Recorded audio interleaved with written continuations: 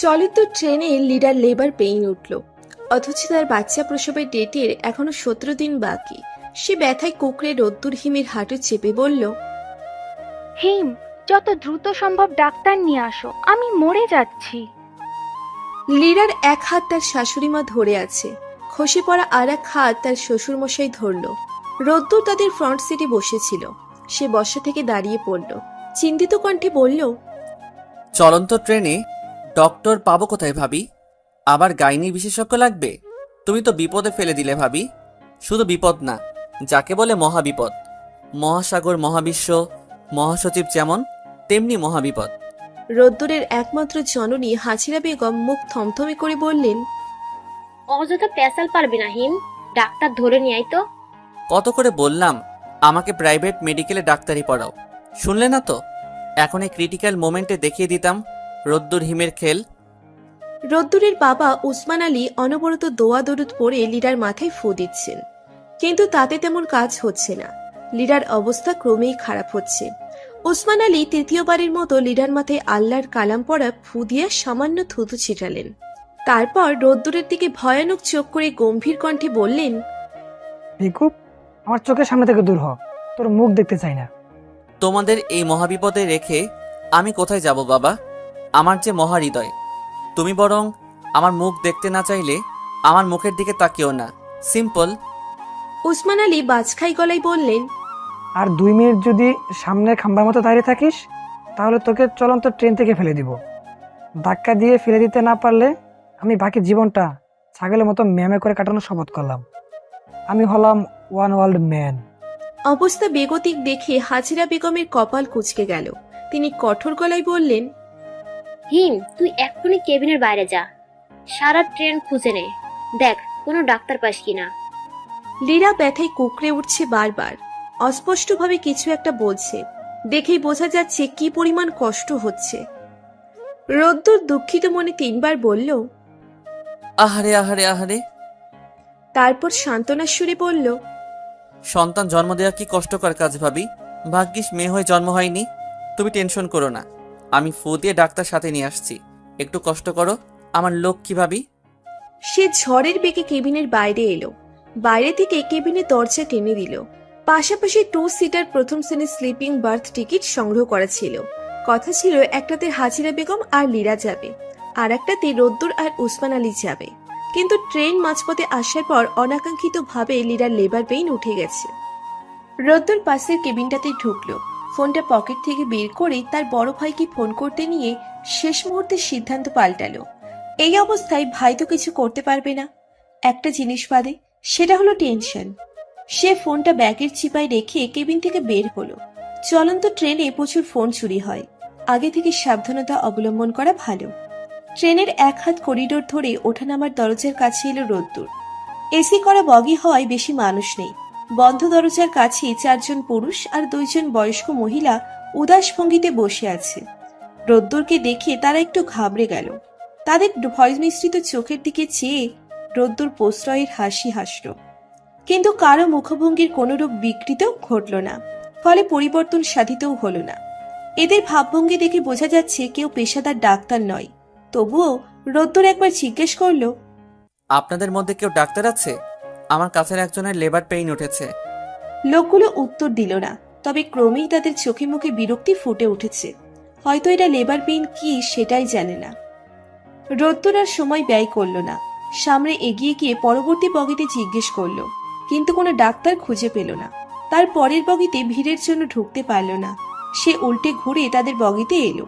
Announcement রুমটা খুঁজে বের করতে হবে, সেখানে মাইক্রোস্পিকারে ঝরঝরি কণ্ঠে বলতে হবে, সম্মানিত যাত্রীবৃন্দ, খুবই দুঃখের সহিত জানানো যাচ্ছে যে আমাদের এই চলমান ট্রেনে একটা নারীর লেবার পেইন উঠেছে। তিনি প্রচণ্ড কষ্ট পাচ্ছেন। কোনো ডাক্তার যদি থেকে থাকেন তাহলে অতি সত্বর এসি বগির 13 নম্বর কেবিনে যোগাযোগ করুন। জানেনই তো যান বাঁচানো ফরজ, তাই দ্রুত যোগাযোগ করুন। এছাড়া আর উপায় নেই। কিন্তু সাদা পোশাকের কোনো অ্যাটেন্ডেন্ট চোখে পড়ছে না। তারা সাহায্য করতে পারত। রোদ্দুর চিন্তিত মুখে কেবিনের দিকে এগুলো। দরজা টেনে খোলার আগেই লীরা ভাবির চিৎকার ভেসে এলো। হাজিরা বেগম কান্না মিশ্রিত কণ্ঠে বলছেন, বৌমা, আর একটু সহ্য করো, আর 2টা স্টেশন পর ট্রেন থামবে, তখন ব্যবস্থা নিব। তার বাবা উসমান আলী থমথমে গলায় বললেন, হাজু, এক কাজ করি, ইমার্জেন্সি চেন টেনে ট্রেন থামিয়ে দিই, কি বলো? রোদ্দুরের বাবা তার মাকে আদর করে হাজু বলে ডাকে। হাজেরা থেকে হাজু। ক্লাস 7-এ থাকতে সে একবার মাকে হাজু বলেছিল। তার মা 13 ঘন্টা ভাত দেয়নি। কত বৈষম্য! মেনে নেওয়া চাই? আলবাত মেনে নেওয়া যায় না, কিন্তু সে ভালো ছেলে বলে মেনে নিয়েছে। বাবার চেইন টেনে ট্রেন থামানোর আইডিয়াটা রোদ্দুরের পছন্দ হয়েছে।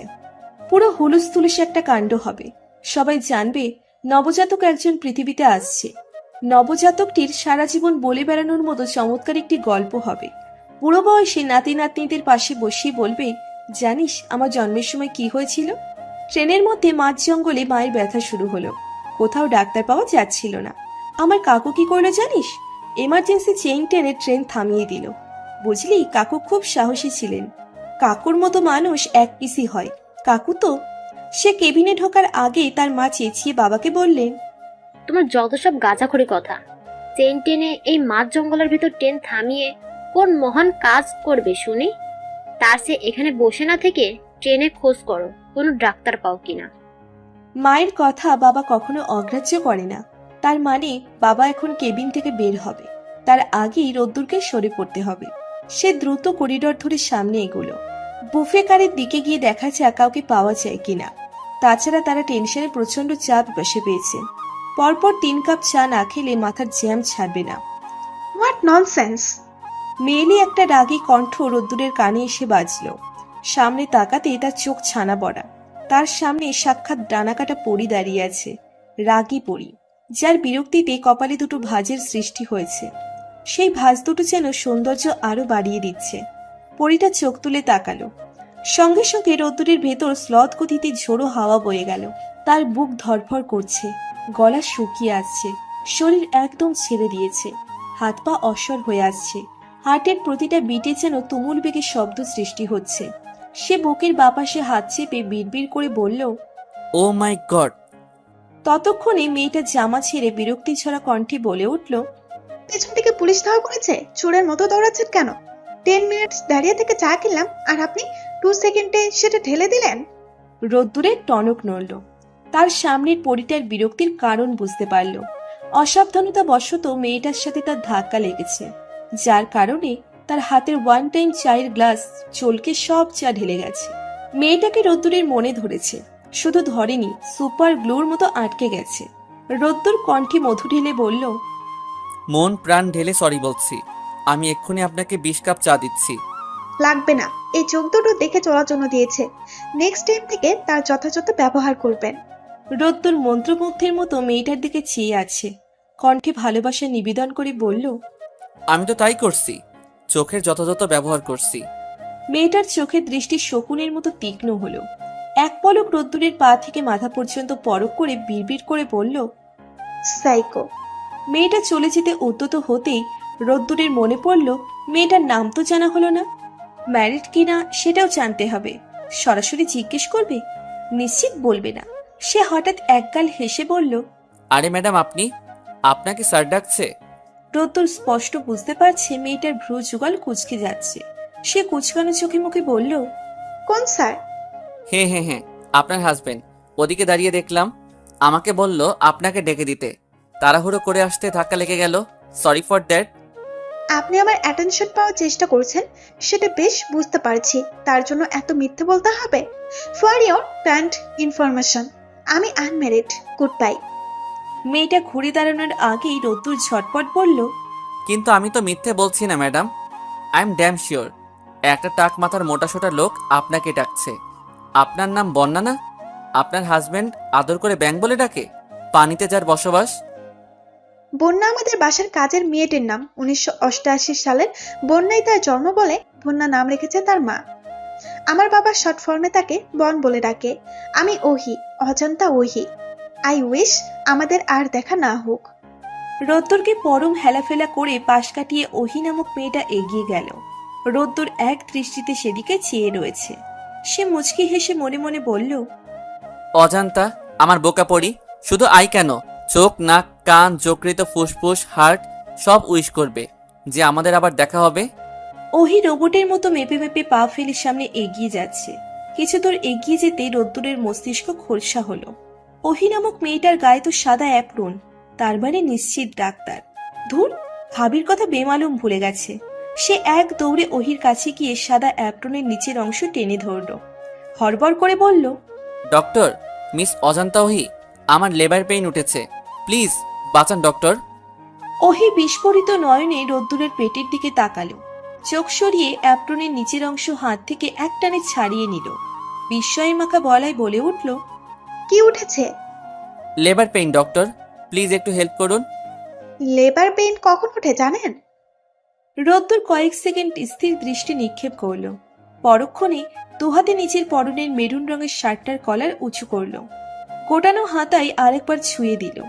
ডান হাতে মাথার পরিপাটি চুলগুলো আর একবার ব্রাশ করে বলল, অজান্তা, আপনি কিন্তু আমায় আন্ডার এস্টিমেট করছেন।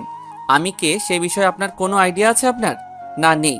আমি হলাম এই পৃথিবীর সবচেয়ে হার্ড সাবজেক্ট। আমাকে ধারণ করা এত সহজ নয়। সূত্রের সহজ ও বিকল্প পদ্ধতি অনুসিদ্ধান্তের মতো আমার একটা সহজ রূপ আছে। সেটা হলো, আমি একজন সফল সফটওয়্যার ইঞ্জিনিয়ার। চুয়েট থেকে 3rd ডিভিশনে পাশ করেছি। এই রোদ্দুর হিমের কাজ পছন্দ না বলে কোনো জব করছি না। রোদ্দুর হিম, রাইট? লেবার পেইন কখন ওঠে বলেন? আমি জানি না, জানতে চাই। হ্যাঁ, ডেলিভারি পেইন। ওহি নিজের মুখে হাত রাখল। স্বাভাবিক কণ্ঠে বলল, তাহলে কোন যুক্তিতে বলছেন আপনার লেবার পেইন উঠেছে? আপনি মা হতে চলেছেন? রোদ্দুর অবাক কণ্ঠে বলল, মিস অজান্তা ওহি, আপনি কি মানসিকভাবে সুস্থ? আমার তো মনে হচ্ছে না। আমি মা হব কেন? বিয়েই তো করিনি। তাছাড়া বিয়ে করলে বড় জোর বাবা হব। মা তো হবে আপনার মতো কোনো নারী। তাহলে বললেন যে আপনার লেবার পেইন উঠেছে? নাউজুবিল্লাহ, আমি তো বললাম আমার ভাবির লেবার পেইন উঠেছে। আপনি ভুল শুনেছেন। তাই বলে এতটা ভুল? আচ্ছা, বাদ দিলাম। আপনি প্লিজ এবার আমার সাথে আসুন। ওহি সন্দেহের দৃষ্টিতে রোদ্দুরের দিকে তাকালো। ছেলেটাকে স্বাভাবিক বলে মনে হচ্ছে না। চালচলন, কথাবার্তা ভয়ানক সন্দেহজনক। সে আর মাথা ঘামালো না। রোদ্দুরকে সম্পূর্ণ ইগনোর করে সামনে এগিয়ে যেতে রোদ্দুর আবার সাদা অ্যাপ্রনের নিচের অংশ টেনে ধরল। ওহি বিরক্তি নিয়ে বলল, আপনি তো ভারী অসভ্য। টানাটানি করছেন কেন? ছাড়ুন বলছি। রোদ্দুর চোখে মুখে অসহায়ত্ব ফুটিয়ে বলল, ভাবির অবস্থা ক্রমেই খারাপ হয়ে যাচ্ছে। আমার একটিমাত্র ভাইয়ের এই একটিমাত্র বউ। আপনি প্লিজ আসুন। এই একটু দূরে 13 নম্বর কেবিনে পেশেন্ট। আমি আপনার কথা বিশ্বাস করি না। আপনি একটা কিন্তু অর্থাৎ পাট। বুঝতে পারছেন? আমি সত্যি বলছি ডক্টর, এবার কিন্তু আপনাকে জোর করে নিয়ে যাব। ওহি বিস্ময়ে কিংকর্তব্য বিমূঢ় হয়ে গেল। সে না গেলে তুলে নিয়ে যাবে? এই ভরা ট্রেনে আনুমানিক 700 যাত্রীদের মাঝে থেকে তাকে জোরপূর্বক তুলে নিয়ে যাওয়ার হুমকি দিচ্ছে। সে এক ঝটকায় অ্যাপ্রন টেনে ঘুরে দাঁড়ালো। রোদ্দুর লম্বা একটা দম নিল, থুতু ছিটিয়ে বুকে ফু দিল। সে এখন সাংঘাতিক একটা কর্ম করবে, খুবই সাংঘাতিক। ট্রেনের লম্বা করিডোরের দুই পাশে সে নজর বোলালো, কাউকে চোখে পড়ছে না। অতঃপর সে দ্রুত কয়েক পা এগিয়ে গিয়ে হ্যাচকা টানে ওহিকে নিজের দিকে ঘোরালো। ওহির বিস্ময় মিশ্রিত মুখের দিকে না তাকিয়ে এক ঝটকায় তাকে কোলে তুলে নিল। তারপর দিল ভো দৌড়। মনে মনে উল্টো কাউন্ট শুরু করলো। তার হিসেব মতে মেয়েটার বিস্ময় ভাব কাটতে 10 থেকে 12 সেকেন্ড লাগবে। তারপর সে চিৎকার করবে। তার চিৎকার করার আগে লীরা ভাবির কেবিনে পৌঁছতে হবে। কেবিনে পেশেন্ট দেখে এই মেয়ের সব ভুল ভেঙে যাবে। সে মনে মনে কাউন্টডাউন শুরু করলো। 8, 7, 6, 5, 4, 3, 2। কেবিনের দরজা খোলার আগে ঠাস করে রোদ্দুরের গালে চড় পড়ল। থাপ্পড় খেয়ে ভয়ানক চমকে উঠল সে। বিস্ফোরিত নয়নে তার দুহাতের মাঝে শায়িত অবস্থায় থাকা ওহির দিকে তাকালো। ওহির চোখ দিয়ে আগুনের হলকা বের হচ্ছে, যার একটুখানি আঁচে রোদ্দুরের ভেতরটা পুড়ে ছারখার হয়ে গেল। নিজেকে সামলে ছাড়া ছাড়া ভাবে বলল, অজান্তা, আপনি আমার কোলে উঠে থাপ্পড় মারলেন? তাছাড়া কি করব? বাবু বলে গলা জড়িয়ে ধরবো? এক্ষুনি নিচে নামান বলছি। নেহায়েত আমার হাত দুটো বন্দি বলে বেঁচে গেলেন, না হলে আপনার গালেও দুটো পড়তো। থাপ্পড় নয়, চুমু। বলে রোদ্দুর অপেক্ষা করল না। হাত দুটো ঢিলে করে ছেড়ে দিতে ওহি ভয়ার্ত চেহারায় গলা জড়িয়ে ধরল। শেষ মুহূর্তে রোদ্দুর ধরে ফেলল। তার ঠোঁটের কোণে লেগে থাকা হাসিটুকু সারা মুখে বিস্তৃত হলো। সে এক পায়ে কেবিনের দরজা ঠেলে ভিতরে ঢুকল। ওহিকে নামিয়ে দিয়ে এক নিঃশ্বাসে বলল, মা, ভাবি, ডক্টর নিয়ে এসেছি। আমি বাইরে অপেক্ষা করছি, কিছু লাগলে অবশ্যই জানাবে। রোদ্দুর দ্রুত বাইরে বের হয়ে দরজা টেনে লাগিয়ে দিল। দরজার সাথে পিঠ লাগাতে তার হাত পা নিস্তেজ হয়ে আসলো। সে বুকে হাত চেপে পা টান টান করে ফ্লোরে বসে পড়ল। চোখ বন্ধ করে দীর্ঘ সময় নিয়ে ফুসফুস ভরে শ্বাস নিল। মেয়েটাকে কোলে তোলার পর থেকেই তার দম বন্ধ হয়ে আসছিল। কি এক অসহ্যকর ছোঁয়া, দম বন্ধ করা অনুভূতি। মেয়েটাকে ছুঁয়ে দেওয়ার পরও সে যে বেঁচে আছে এই অনেক। আপনি কি অসুস্থ? রোদ্দুর মাথা তুলে তাকিয়ে দেখল সাদা পোশাকের অ্যাটেন্ডেন্ট। বাম হাতে একটা নোটপ্যাড, ডান হাতে কালো কলম। কলমের হেড নেই। সে ছন্নছাড়া দৃষ্টি মেলে বলল, আমাকে কি দেখে অসুস্থ মনে হচ্ছে ব্রাদার? এভাবে পা ছড়িয়ে বসে আছেন কেন? এখানে বসে থাকা যাবে না, এগুলো নিয়ম বহির্ভূত। স্পেশাল কেবিন এগুলো, সরে যান। রোদ্দুর উঠে দাঁড়ালো। অ্যাটেন্ডেন্টের দিকে চেয়ে বলল, ব্রাদার, এই দুটো কেবিনে আমি পরিবার নিয়ে যাচ্ছি। তাহলে বাইরে কেন এভাবে? লোকটার দৃষ্টি সরু হচ্ছে। রোদ্দুর হেলাফেলা করে কিছু বলার চেষ্টা করতে কেবিনের দরজা একটুখানি খুলে গেল। ভেতরে ওহির ভয়ার্ত মুখ দেখা গেল। সে ফ্যাসফেসে গলায় বলল, মিস্টার রোদ্দুর, এই বরাবর যান, গিয়ে 19 নম্বর কেবিনে নক করুন। মধ্যবয়স্কর এক লোক বের হবে। আমার বাবা উনি, ওনাকে গিয়ে বলুন যে আমার ডাক্তারি ব্যাগটা এক্ষুনি দরকার। দিতে নিমরাজি হলে বাবাকে সাথে করে নিয়ে আসবেন, দ্রুত যান। রোদ্দুর মাথা নেড়ে ছুট লাগালো। ওহি অ্যাটেন্ডেন্টের দিকে চেয়ে গম্ভীর কণ্ঠে বলল, একটা ঘটনা ঘটে গেছে। এই কেবিনে একজন অন্তঃসত্ত্বা মেয়ে যাচ্ছিল। আকস্মিকভাবে তার ডেলিভারি পেন উঠেছে। রোগীর পানি ভাঙা শুরু হয়ে গেছে। মিনিট 20 মধ্যে বাচ্চা হবে। আপনি কি এই রুমের এসিটা বন্ধ করে দিতে পারবেন? অ্যাটেন্ডেন্ট মাথা চুলকে বলল, ম্যাডাম, এটা সরকারি ট্রেন, কোনো জিনিসের ইয়াত্তা নেই। ট্রেনের বেশ কিছু কেবিনের রিমোট কন্ট্রোল নেই, অটো চলে, তবুও আমি ব্যবস্থা করছি। লোকটা চলে যেতে ওহি দরজা আটকে দিল। সে এগিয়ে গিয়ে লীরা নামক মেয়েটাকে ফ্লোরে আধশোয়া করে রাখল। ডেলিভারিতে তেমন জটিলতা দেখা যাচ্ছে না, তবুও তার হাত পা কাঁপছে, গলা শুকিয়ে আসতে চাইছে। সে মনকে নিয়ন্ত্রণ করার চাবিকাঠি মস্তিষ্কে দিয়ে দিল। ঝরঝরে গলায় বলল, আন্টি, কিছু এক্সট্রা কাপড় বের করুন। হাজেরা বেগম পাশ থেকে লাগেজ টেনে তার বেশ কিছু নতুন শাড়ি বের করে দিল। পানির বোতলটা পাশেই ছিল। ওহি সেটার মুখ খুলে রাখল। কেবিনের দরজায় টোকা পড়ছে। সে এক হাত বাড়িয়ে নিজের কালো চামড়ার ব্যাগটা ভেতরে টেনে নিল। প্রয়োজনীয় জিনিস বের করে লীরার পা উঁচু করে ধরল। লীরার চোখ মুখ ব্যথায় নীল হয়ে গেছে। মুখ দিয়ে অস্ফুট শব্দ করছে, নিজেকে ভেঙে চুরে নতুন করে গড়ছে যেন। হঠাৎ এক আর্ত চিৎকার দিয়ে নিস্তেজ হয়ে গেল সে। প্লাসেন্টার সঙ্গে শিশুর সংযোগ বিচ্ছিন্ন হয়েছে। এখনো নিঃশ্বাস প্রশ্বাস নেওয়া শুরু হয়নি। ওহি শিশুটির পিঠে ছোট্ট একটা থাবা দিল। তৎক্ষণাৎ শিশুটি কাঁদতে শুরু করলো। যেন তেন কান্না নয়, গগন বিদারী চিৎকার। তার ফুসফুস সচল হয়েছে। মারাত্মক সুন্দর পৃথিবীতে সে প্রবেশ করল। কত না বিস্ময় তার চোখে। খুশিতেই ওহির চোখ ভিজে উঠল। তার ইন্টার্ন সহ 1.5 বছরের ডাক্তারি জীবনে এত খুশি কোনোদিন হয়নি। অপার আনন্দ নিয়ে সে শিশুটিকে বলল, অনিদ্র সৌন্দর্যের এই পৃথিবীতে তোমায় স্বাগতম লিটন অ্যাঞ্জেল, ওয়েলকাম। ওসমান আলী বেকায়দায় পড়েছে। এই মুহূর্তে তাকে পৃথিবীর সবচেয়ে অসহায় মনে হচ্ছে। ভেতরে ভেতরে ছটফটের চরম পর্যায়ে পৌঁছে গেছেন তিনি, কিন্তু কিছু করতে পারছেন না। চোখের সামনে যেন সর্ষে ফুল দেখছেন। তিনি ঝপ করে বুফে কারের বেঞ্চে বসে পড়লেন। তার মূলত দুটো সমস্যা দেখা দিয়েছে। প্রথম সমস্যা হলো অজু করার পানি পাচ্ছেন না। লীরার একটা ফুটফুটে মেয়ে হয়েছে, লীরাও সুস্থ আছে। সেই উপলক্ষে তিনি শুকরানার নামাজ আদায় করবেন, অথচ অজুর পানি মিলছে না। দুপুরের দিকে বিমানবন্দর স্টেশন থেকে অজু করে তিনি ট্রেনে উঠেছিলেন। তাদের উদ্দেশ্য খুলনা। পথের মধ্যে তিনি অজুর কথা ভুলে রোদ্দুরকে মনে মনে বৃষ্টি ভাষায় গালি দিয়েছেন। গালি দেওয়ার পরও অজু থাকার কথা না। দ্বিতীয় সমস্যা হলো ট্রেন চলছে এলোমেলো গতিতে, স্বল্প পদক্ষেপ অনুসরণ করে, কখনো উত্তর দিকে তো কখনো দক্ষিণ দিকে। একটু পরপর বাঘ ঘুরছে। এখন তার মনে খটকা লাগছে কোন দিক হয়ে নামাজ আদায় করবে। মনে মনে নিজেকেও জঘন্য একটা গালি দিলেন তিনি। এই বিষয়ে আগে থেকে হাদিস জেনে রাখা উচিত ছিল, অথবা মসজিদের বড় ইমামের থেকে জেনে স্মরণে রাখা উচিত ছিল। এত বড় উচিত কাজ না করার জন্য নিজেকে ঠাস করে থাপ্পড় মারতে ইচ্ছে করছে তার।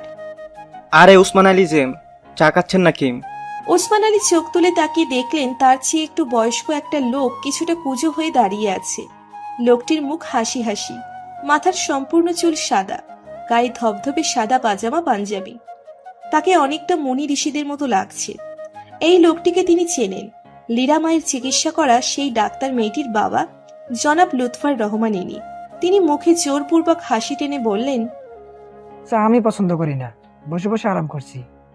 লুৎফর রহমান এসে ওসমান আলীর পাশে বসলেন। এক কাপ চা হাতে নিয়ে বললেন, আপনাকে দেখে তো মনে হচ্ছে না বসে থেকে আরাম পাচ্ছেন ভাই সাহেব। তা ঠিক বলছেন, আরাম পাচ্ছি না। লুডো খেলবেন? ওসমান আলী ভয়াবহভাবে চমকে উঠলেন। অভ্যাসবশত মাথাটার টুপিতে হাত ছুঁয়ে দেখলেন ঠিক আছে কিনা। কি সর্বনেশে কথাবার্তা! তিনি গলার স্বর চেঁচিয়ে বললেন, কি খেলবো? লুডো। আপনাদের গন্তব্য খুলনা, আমাদেরও। খুলনা পৌঁছাতে এখনো অনেক সময় লাগবে। চলুন, সময় কাটানোর জন্য কয়েকদিন লুডো খেলি। আপনি চলন্ত ট্রেনে লুডো কোথায় পেলেন? লুৎফর রহমান চায়ের কাপে পর পর কয়েক চুমুক দিলেন। মুখ দিয়ে সুখানুভূতির শব্দ করে বললেন, আমার মেয়ে ওই কাজ, যে কোনো জার্নিতে সে লুডো নিয়ে যাবে এবং বাপ মেয়ে সমস্ত পথে কয়েক দফা লুডো খেলা তার অভ্যাস। তা খেলবেন ভাই সাহেব? ওসমান আলী উত্তর দিলেন না। তার গা ম্যাচ ম্যাচ করছে। পাশের এই বুড়োটাকে অসহ্য লাগছে। একে অবশ্য বুড়ো বলা চলে না, কারণ সে নিজেও বুড়ো হয়ে যাচ্ছেন। ফোটো বেলুনের মতো একের পর এক বছরগুলো চুপসে যাচ্ছে। পাশের ভদ্রলোককে বুড়ো বলার জন্য তিনি মনে মনেই তওবা কাটলেন। রত্তর গভীর আগ্রহ নিয়ে ধারালো কিছু খুঁজছে। এই মুহূর্তে ছুরি টাইপের ধারালো কিছু তার খুবই প্রয়োজন। তবে মানুষ খুন বা কাউকে আঘাত করার জন্য নয়, নিজেকে আঘাত করার জন্য। ডক্টর অজান্তা ওহিতাকে একদমই পাত্তা দিচ্ছেন না। তার থেকে পাত্তা আদায় করার জন্য এই মুহূর্তে তার নিজেকে একটু রক্তাক্ত করা প্রয়োজন। নিজের ব্যাগটা সে উল্টে পাল্টে ফেলল। ধারালো কিছু চোখে পড়ল না। ভীষণ মর্মাহত হলো সে। কিছুক্ষণ ইতিউতি করতেই ব্যাগের ছোট্ট চেনে থাকা রেজারের দিকে তার নজর পড়ল। খুশি মনে সেটা হাতে নিয়ে ডান হাতের শাহাদাত আঙুলের ডগার কাছে নিল। সঙ্গে সঙ্গে তার বুকের ভেতর ছ্যাদ করে উঠল। এভাবে ভালো ত্বক কেটে ফেলবে? সে তো ব্যথা একদম সহ্য করতে পারে না। কি মুশকিল! কিন্তু ওহির পাত্তা তার চাই। চোখ বন্ধ করে সে আঙুলের ডগায় একটা টান দিল। অতঃপর রেজারটা ঢিল দিয়ে ফেলে রেখে ওহির কেবিনের দিকে ছুট লাগালো। কেবিনের দরজা টেনে বিড়বিড় করে বলল, অজান্তা আমার হাত উড়ে গেছে, কবজি থেকে খসে পড়েছে, মরে গেলাম। ওহি সবেমাত্র বোতল খুলে পানি মুখে দিয়েছিল। রোদ্দুরের এমন চিৎকারে তার কাশি উঠে গেল। পানি ছড়িয়ে ছিটিয়ে যা তা অবস্থা। মুখে হাত রেখে কাশি দিতে রোদ্দুর তড়িঘড়ি করে এগিয়ে গেল। চিন্তিত কণ্ঠে বলল, অজান্তা ঠিক আছো তুমি? শ্বাস নাও, লম্বা করে শ্বাস নাও। রোদ্দুর ভয়ে ভয়ে বাম হাতটা ওহির মাথার উপর রাখল। সঙ্গে সঙ্গে ওহি হাত সরিয়ে দিল। নিজেকে ধাতস্থ করে বোতলের ছিপি খুঁজল। আশেপাশে চোখ পড়ল না, হয়তো ছিটকে কোথাও পড়েছে। সে বোতলটা কাত করে রেখে বিরক্ত গলায় বলল, এমন তর্জন গর্জনের মানে কি? রোদ্দুরের মনে পড়ল হঠাৎ। সে সঙ্গে সঙ্গে চোখ বন্ধ করে বলল, ডক্টর, আমার ডান হাতের আঙ্গুল কেটে গেছে, রক্তে পুরো পৃথিবী ভেসে গেল, প্লিজ কিছু একটা করুন। ওহির কপাল কুঁচকে গেল। রোদ্দুর ডান হাত বাড়িয়ে সামনে দাঁড়িয়ে আছে। তার দু চোখ বন্ধ, মুখে ভয়ের ছাপ স্পষ্ট। ওহি মুখ থেকে চোখ সরিয়ে হাতের দিকে তাকালো। সবগুলো আঙুল অক্ষত মনে হচ্ছে। রক্ত তো দূরের কথা, কাটা ছিঁড়ার চিহ্ন পর্যন্ত চোখে পড়ছে না। সে আর এক নজর গভীর দৃষ্টি নিক্ষেপ করে বলল, আপনার রক্তে পুরো পৃথিবী ভেসে যাচ্ছে, অথচ আমি ভাসছি না কেন? এক ফোঁটা রক্ত তো চোখে পড়ছে না। সে কি, প্রচন্ড জ্বালাপোড়া করছে, শাহাদাত আঙুলের অস্তিত্ব টের পাচ্ছি না। ওটা কি ছিঁড়ে পড়ে গেছে অজান্তা? জি না, আঙুল আঙুলের জায়গাতেই আছে। আপনি এবার আসতে পারেন। রোদ্দুর আশাহত গলায় চোখ খুলল। সন্দেহ নিয়ে আঙুলটা চোখের সামনে নিল। সত্যি তো, ব্লাড বের হচ্ছে না, একটুখানি কেটে সাদা ত্বক বের হয়েছে শুধু। রক্তনালী পর্যন্ত পৌঁছয়নি। সে মনে মনে নিজেকে জঘন্য একটা গালি দিল। সত্যি বেকুব সে। সামান্য হাত ঠিক মতো কাটতে পারল না। সে বিড়বিড় করে বলল, ছি, রোদ্দুর হিম, সেই মনীয়। ওহির অগোচরে সে চোখ বন্ধ করে হাতের আঙুলে দিল চাপ। সে এখন টিপি রক্ত বের করবে। একটু পর হাতটা পরক করে রক্তের অস্তিত্ব দেখেই ধপ করে ওহির পাশে বসে পড়ল। হাতটা ওহির দিকে দিয়ে বলল, অজান্তা, এই দেখো কতখানি কেটে গেছে। তুমি এত নিষ্ঠুর কেন? এই ক্ষতটুকু সারতে কমসে কম 1 বছর সময় লাগবে। এই 1 বছর আমার আঙুলের দায়িত্ব কে নিবে? তুমি তুমি এর চিকিৎসা করবে। আপনি আমাকে তুমি তুমি করে কেন বলছেন মিস্টার রোদ্দুর হিম? রোদ্দুর কোনো কথা খুঁজে পেল না। ওহি দরজার দিকে তাকালো, দরজা খোলা। রুমের এসি বন্ধ। মোখলেসুর রহমান নামের এই অ্যাটেন্ডেন্টটা 13 নম্বর কেবিনের এসি বন্ধ করতে গিয়ে সমস্ত ট্রেনের স্পেশাল কেবিনগুলোর এসি বন্ধ করে দিয়েছে। এতক্ষণ শীতের জন্য কেবিনে থাকা যাচ্ছিল না, যার দরুন শীত নিবারণের জন্য সে এতক্ষণ অ্যাপ্রন পরেছিল। এখন আবার গরমে থাকা যাচ্ছে না। অ্যাপ্রনটা গায়ে থেকে খুলতে নিতে রোদ্দুরকে দেখে থেমে গেল ওহি। এক পলক তার দিকে চেয়ে বলল, বেরিয়ে যান রুম থেকে। রোদ্দুরের গলা খুসখুস করছে। ওহিকে ইমপ্রেস করার জন্য যত ধরনের কথা সাজিয়ে রেখেছিল সব ভোলাটাইলের মতো নিঃশেষ হয়ে গেল। সে আর কথা খুঁজে পাচ্ছে না। তাছাড়া মেয়েটার থেকে এতটা দূরত্ব বজায় রাখার পরও বুকের ভিতর ঝড় উঠে গিয়েছে। সে লম্বা করে নিঃশ্বাস ছেড়ে বলল, অজান্তা, তোমায় তুমি করে বলাতে রেগে গেছো? এটা কি রাগের জন্য যথেষ্ট নয়? অবশ্যই যথেষ্ট। অতিরিক্ত তুচ্ছ কারণে তোমার রেগে যাওয়ার অধিকার আছে, কিন্তু একটু শোনো। তোমায় মাই ডিয়ার টাইপ ভাবি, সেজন্য তুমি করে বললাম। তুমিও আমায় তুমি করে বলতে পারো। এই তোমার সাদা অ্যাপ্রন ছুঁয়ে বলছি, আমি রাগ করব না। রোদ্দুর হাত বাড়ানোর আগেই ওহি উঠে দাঁড়ালো, সরে গিয়ে দরজা দিয়ে বাইরে উকি দিল। বাবা আসছেন কেন? বাবা আসলে এই আপদটা বিদায় হয়। রোদ্দুর কাটা আঙুলের দিকে তাকালো। আঙুলটার জন্য তার ভীষণ মায়া হচ্ছে। এত ত্যাগ স্বীকার করার পরও পাত্তা পেল না। আহারে, আঙুল কেটেছে কিভাবে?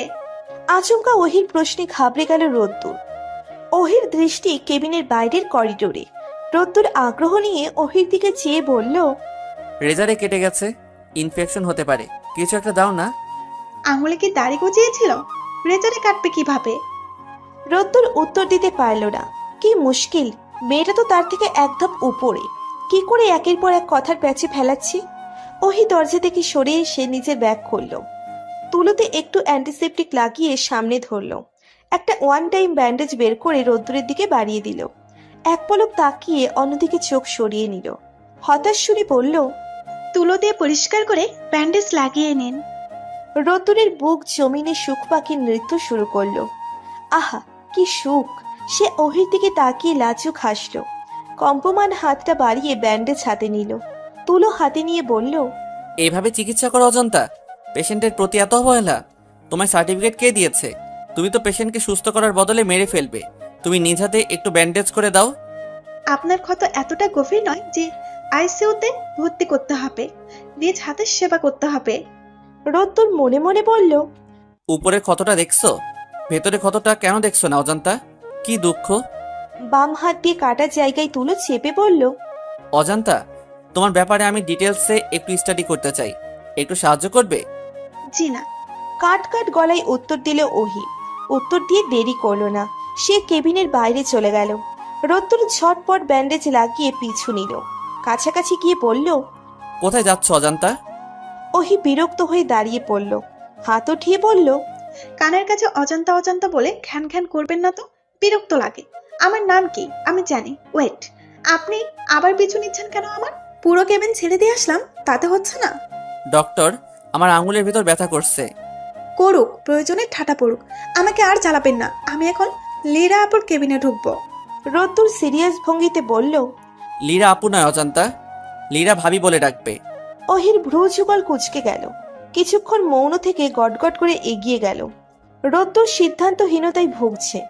ওহির পিছু পিছু যাবে নাকি অন্য কিছু করবে। এই মেয়েকে কোনোদিন একটু মিষ্টি করে কথা বলবে না?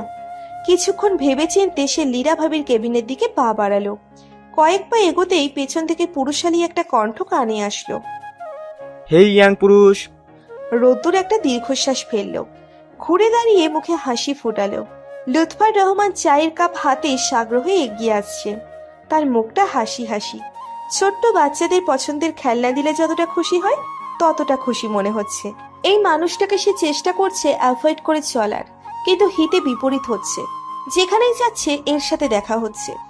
লোকটা প্রয়োজনের চেয়ে অতিরিক্ত কথা বলে।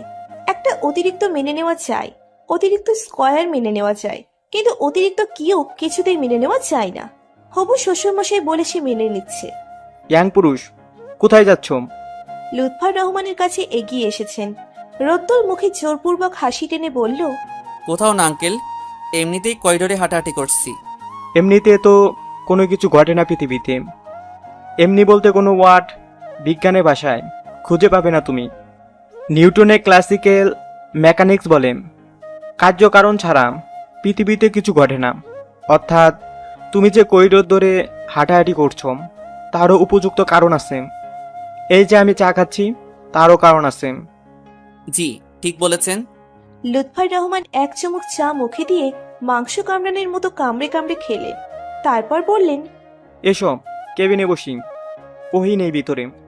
নিতান্ত অনিচ্ছায় রোদ্দুর লুৎফর রহমানের পিছু পিছু কেবিনে ঢুকলো, গিয়ে ওহি যে জায়গাটাতে বসেছিল সেখানে বসলো।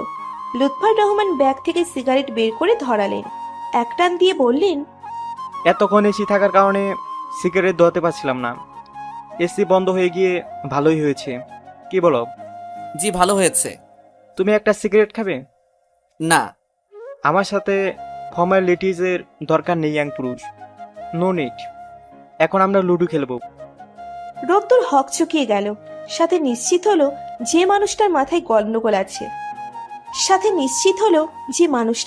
গোলমাল আছে। সে টেনশন বোধ করছে। লুৎফর রহমান লুডো বের করেছে। সে আয়েশ নিয়ে তার গুটির কালার এক করছে। সবগুলো গুটি নিয়ে তিনি রোদ্দুরের পাশে বসে পড়লেন। রোদ্দুর ঘুরে বসল। লুৎফর রহমান সিগারেটে একটা টান দিয়ে চাল দিলেন। প্রথমবার ছক্কা উঠল না, 3 উঠল। তিনি সহজসহে বললেন, আমি দীর্ঘদিন ধরে গবেষণা করে একটা জিনিস বের করেছি ইয়াং পুরুষ, সেটা হলো লুডো খেলা শুরু করলেই পর পর 3 দান 3 উঠবে আমার। চতুর্থবারে গিয়ে ছক্কা বা অন্য কিছু উঠবে। তুমি আমার কথা মিলিয়ে নিও। রোদ্দুর মাথা নাড়ল এবং কিছুক্ষণ পর অবাক হয়ে লক্ষ্য করল যে লুৎফর রহমানের পরপর 3 বার 3 উঠেছে।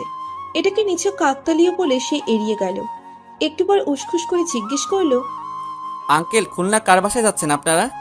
লুৎফর রহমান নিজে গুটি চালিয়ে বললেন, আমার নিজের বাসায়।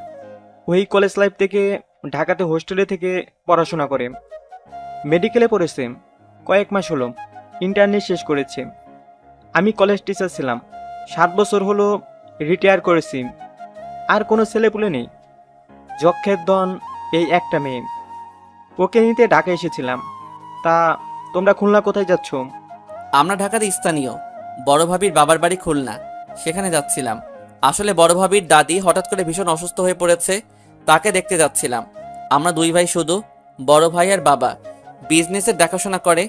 আমি 2 বছর হলো ইঞ্জিনিয়ারিংয়ে পড়াশোনা শেষ করেছি, এখন ফুড ব্লগিং নিয়ে কাজ করছি। আমার বাবার রেস্টুরেন্টের বিজনেস। ফুড ব্লগিং এর ব্যাপারটা রোদ্দুর মিথ্যে করে বলল। আজকাল বেকার মানুষকে পছন্দ করে না। শুরুতেই সে বেকার বললে তার সম্পর্কে খারাপ ধারণা পোষণ করবে উনি। রোদ্দুর আরো কিছু বলতে চাইল, কিন্তু বুঝতে পারল লুৎফর রহমানের আগ্রহ নেই, তাই সে থেমে গেল। সে চুপ করতে লুৎফর রহমান মুখ খুললেন। রোদ্দুরের পাকা গুটি শেষ মুহূর্তে খেয়ে দিয়ে প্রসন্ন হেসে বললেন, ট্রেনে একটা সমস্যা হয়েছে, বুঝলে? কি সমস্যা? এই ট্রেনে একজন সেলিব্রিটি মানুষ আছে, ইয়াং জেনারেশনের মধ্যে, যাকে নিয়ে সব সময় তুমুল হইচই আর বাড়াবাড়ি রকমের আদিক্ষেতা হয়। কার কথা বলছেন আঙ্কেল? আরে, চিত্রনায়িকা পলি মজুমদার। রোদ্দুর চমকে উঠল। পলি মজুমদার উঠতি একজন নায়িকা। গ্ল্যামার দুনিয়ায় তার নামডাক প্রচুর। তার একটা ছবির বাজেট শুনে যে কেউ হিমশিম খাবে। এই কিছুদিন আগে মুক্তি পাওয়া তার 9 নম্বর ছবিটি রাতারাতি ফেমাস হয়ে গিয়েছে। সে কিছু বলার আগেই লুৎফর রহমান বললেন, তাদের একটা ছবির কিছু অংশ ট্রেন গঠিত, রাতের বেলা শুটিংয়ের জন্য এই ট্রেনে যাচ্ছে। এখনো শ্যুট করেনি, করবে। কিন্তু একটা সমস্যা দেখা দিয়েছে, এসি বগির প্রতিটি কেবিনের এসি বন্ধ হয়ে গেছে। গরমে নায়িকার অবস্থা নাজেহাল। শুরু করেছে চিল্লাফাল্লাম। প্রযোজক, ক্যামেরাম্যান, স্টাফ সবার অবস্থা খারাপ। রোদ্দুর খেলায় আর আগ্রহ পাচ্ছে না। অহির খোঁজ নিতে হবে। শুটিং এর কিছু দৃশ্য দেখতে মন চাচ্ছে। সে এলোমেলো ভাবে খেলে গেল। কিছুক্ষণের মধ্যেই জয় হলো লুৎফর রহমানের। লুৎফর রহমান মন খুলে হাসছে। রোদ্দুরের মুখেও হাসি ফুটে উঠল। মানুষটার হাসি দেখতে তার ভালো লাগছে। ওহি অ্যাটেন্ডেন্টকে বলে সিট চেঞ্জ করেছে বলতেই নন এসি বগিতে পাশাপাশি 2টো সিট খালি ছিল। সেটাতে গিয়ে বসেছে। কেবিনে থাকা যাচ্ছে না। একটু পর পর রোদ্দুর নামক ছেলেটা বিনা বাধায় কেবিনে যাতায়াত করছে, তার সাথে কথা বলার চেষ্টা করছে। ইতিমধ্যে তার বাবার সাথে ভাব জমিয়ে ফেলেছে। জানালা ঘেঁষে বসেই ওহি হাঁপ ছাড়ল। বাইরের সন্ধ্যা নেমে গেছে অনেকক্ষণ হলো, তবে অন্ধকার পুরোপুরি গ্রাস করেনি। সে জানালার কার্নিশে মাথা রাখলো। হিমশীতল বাতাসে সে ভেতরটা নাড়িয়ে দিচ্ছে। তার ভালো লাগছে, প্রচুর ভালো লাগছে। ধপ করে পাশের খালি সিটে কারো বসার আওয়াজ হলো। ওহি বিরক্ত নিয়ে তাকাতে চমকে গেল। রোদ্দুর এসে বসেছে। তাকে এত ভিড়ের মধ্যে খুঁজে বের করলো কি করে? তাকে আরেক দফা অবাক করে ঝর্ণার মতো বিরামহীন ধারায় বলল, অজান্তা আমি তো সেলিব্রিটি হয়ে যাব। ফিল্ম ইন্ডাস্ট্রিতে অভিনয় করার সুযোগ পেয়েছি, আমায় এখন টিভিতে দেখাবে। মানে? আজ রাত 9টায় সামনের স্টেশনে ট্রেন থামবে, সেখানে ছবির শুটিং হবে। নায়িকা হলো পলি মজুমদার, সেখানে একটা অংশে আমি অভিনয় করব। ডিরেক্টর আমার আগ্রহ দেখে খুশি হয়েছেন। প্রথমে তিনি আমাকে ছোট্ট একটা রোল দিয়েছিল, নায়িকার পাশ দিয়ে হেঁটে যাওয়া। এখন একটা বড় রোল পেয়েছি। স্টেশনে নায়িকা সানগ্লাস চোখে দিয়ে দাঁড়িয়ে থাকবে, তার পাশে ট্রলিটা নিয়ে আমি দৌড় শুরু করব। নায়িকা পেছন পেছন দৌড়াবে, হঠাৎ করে আমি ফ্লোরে পড়ে যাব। এর মধ্যে নায়িকা আমাকে ধরে ফেলবে এবং চুরি করার অপরাধে একটা থাপ্পড় দিবে। আপনি সত্যি সত্যি চোরের ভূমিকায় অভিনয় করবেন এবং থাপ্পড় খাবেন? রোদ্দুর প্রফুল্ল চিত্তে বলল, ক্ষতি কি? আগে লাফ দিয়ে তো নারকেল গাছে উঠা যায় না, আগে কচু গাছে উঠতে হয়, ডালিম গাছে উঠতে হয়, আম গাছে উঠতে হয়, তারপর নারকেল গাছ। কি বলো? কিছু বলি না, গেট আউট। এক্ষুনি আমার সিট ছাড়ো। এমন করছো কেন অজান্তা? ওহি জোর গলায় বলল, আমি আপনার মুখ দেখতে চাই না। এত হ্যান্ডসাম একটা মুখ তুমি দেখতে চাও না অজান্তা? কি দুঃখ, আমি এক্ষুনি অ্যাসিড ঢেলে মুখ পুড়িয়ে ফেলবো। তোমার কাছে অ্যাসিড হবে? ওহি হতাশের চরম পর্যায়ে পৌঁছে গেছে সে। এই ছেলের পিছু ছাড়াতে চাইলে টোটালি ইগনোর করতে হবে। সে আর কথা বাড়ালো না, চুপ করে সিটে মাথা এলিয়ে চোখ বন্ধ করলো। ওহির এমন চুপ হয়ে যাওয়াতে রোদ্দুর চমকিত হলো। সে বেশ আয়েশ নিয়ে ওহির দিকে ঘুরে বসলো। গালে হাত রেখে খুঁটিয়ে খুঁটিয়ে ওহির মুখের দিকে চেয়ে রইল। কিছুক্ষণ পর ওহি বিরক্তি নিয়ে এক চোখ খুলল। উদ্দেশ্য রোদ্দুরের কর্মকাণ্ড পরখ করা। চোখ খুলতে বুকের ভিতর ধুক করে উঠল। রোদ্দুর অনেকটা কাছে চলে এসেছে তার। রোদ্দুরকে এভাবে ঘোর লাগা দৃষ্টিতে তাকিয়ে থাকতে দেখে অস্বস্তিতে ভরে গেল। হিমশিম খেয়ে দু চোখ খুলল সে। রোদ্দুরের চোখ দুটোর সাথে চোখ পড়তে তার ভিতরে কেমন একটা অজানা স্রোত বয়ে গেল। ভেতরে কিছু একটার পরিবর্তন হলো। সেই কিছু একটা যে কি তা বোঝার আগেই রোদ্দুরের কাঁধে ধাক্কা দিয়ে সরিয়ে দিল। তোতলানো স্বরে বলল, কি কি করছেন? রোদ্দুর যেন নিজের মাঝে ফিরল। আড়ামোড়া ভেঙে একটা লম্বা হাই তুলল। হেলাফেলা স্বরে বলল, কিছু করছিলাম নাকি? ওহি ভ্যাবাচাকা খেয়ে গেল। এলোমেলো দৃষ্টি তার রোদ্দুরের উপর থেকে সরিয়ে জানালা দিয়ে বাইরে নিক্ষেপ করল। মুখটা জানালার কার্নিশে রাখতেই মুখে অযাচিত হাসির বন্যা বয়ে গেল। তার হার্টবিট বেড়ে গেছে। বুকের 2 ইঞ্চি নিচে থাকা মন নামক বস্তুটার নরণচরণ টের পাচ্ছে। অবাক হয়ে লক্ষ্য করছে যে রোদ্দুর হিম নামক এই ঝামেলাটাকে তার ভালো লাগছে। তার পাগলামি ভালো লাগছে, খাপছাড়া কথা ভালো লাগছে, সব ভালো লাগছে। তার দীর্ঘ 26 বছরের জীবনে কোনো ছেলে ঘটিত বিষয় ঘটেনি। ছোটবেলা থেকে ভীষণ পড়াকো মেয়ে বলে ছেলেরা একটু দূরে দূরেই থাকতো।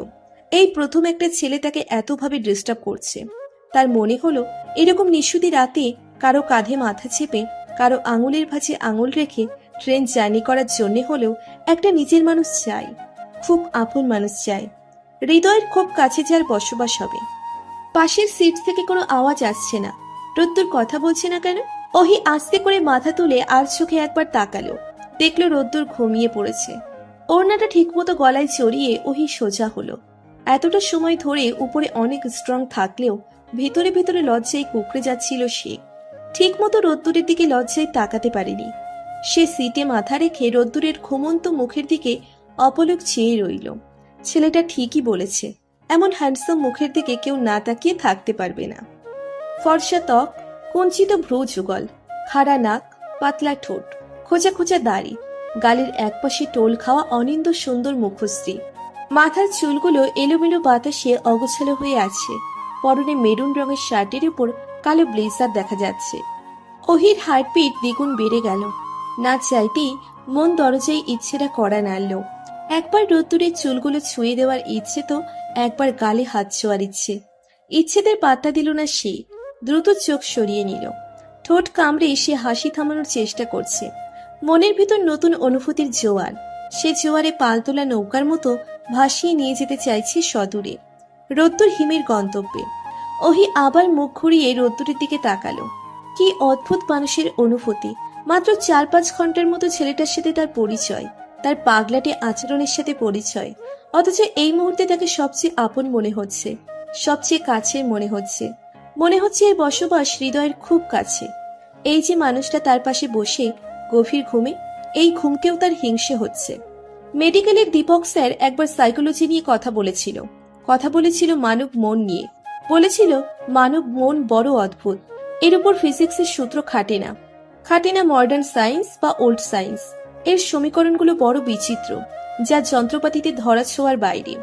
একটু খেয়াল করলেই বুঝতে পারবে, তোমার পায়ে পা ফেলে দীর্ঘ একটা পথ পাড়ি দেওয়া মানুষটার প্রতি তোমার আলাদা কোনো অনুভূতি জন্মাবে না। বছরের পর বছর একত্রে চলাফেরা করেও তার মায়ায় জড়াবে না। আবার হুট করে মাত্র কয়েক সেকেন্ড বা কয়েক মিনিটের ব্যবধানে একটা মানুষের প্রতি অদ্ভুত ফিলিংস জন্মাবে। তাকে বড্ড কাছের মনে হবে, আপন মনে হবে, তাকে নিয়ে ভাবনা সাজিতে ভালো লাগবে। এসব ব্যাপার সায়েন্সের সূত্র দিয়ে বোঝানো মুশকিল। ওহি বড় করে দম নিল। সে কি সত্যি সত্যি অনুভূতির জালে ফেসে গেল? হয়তো।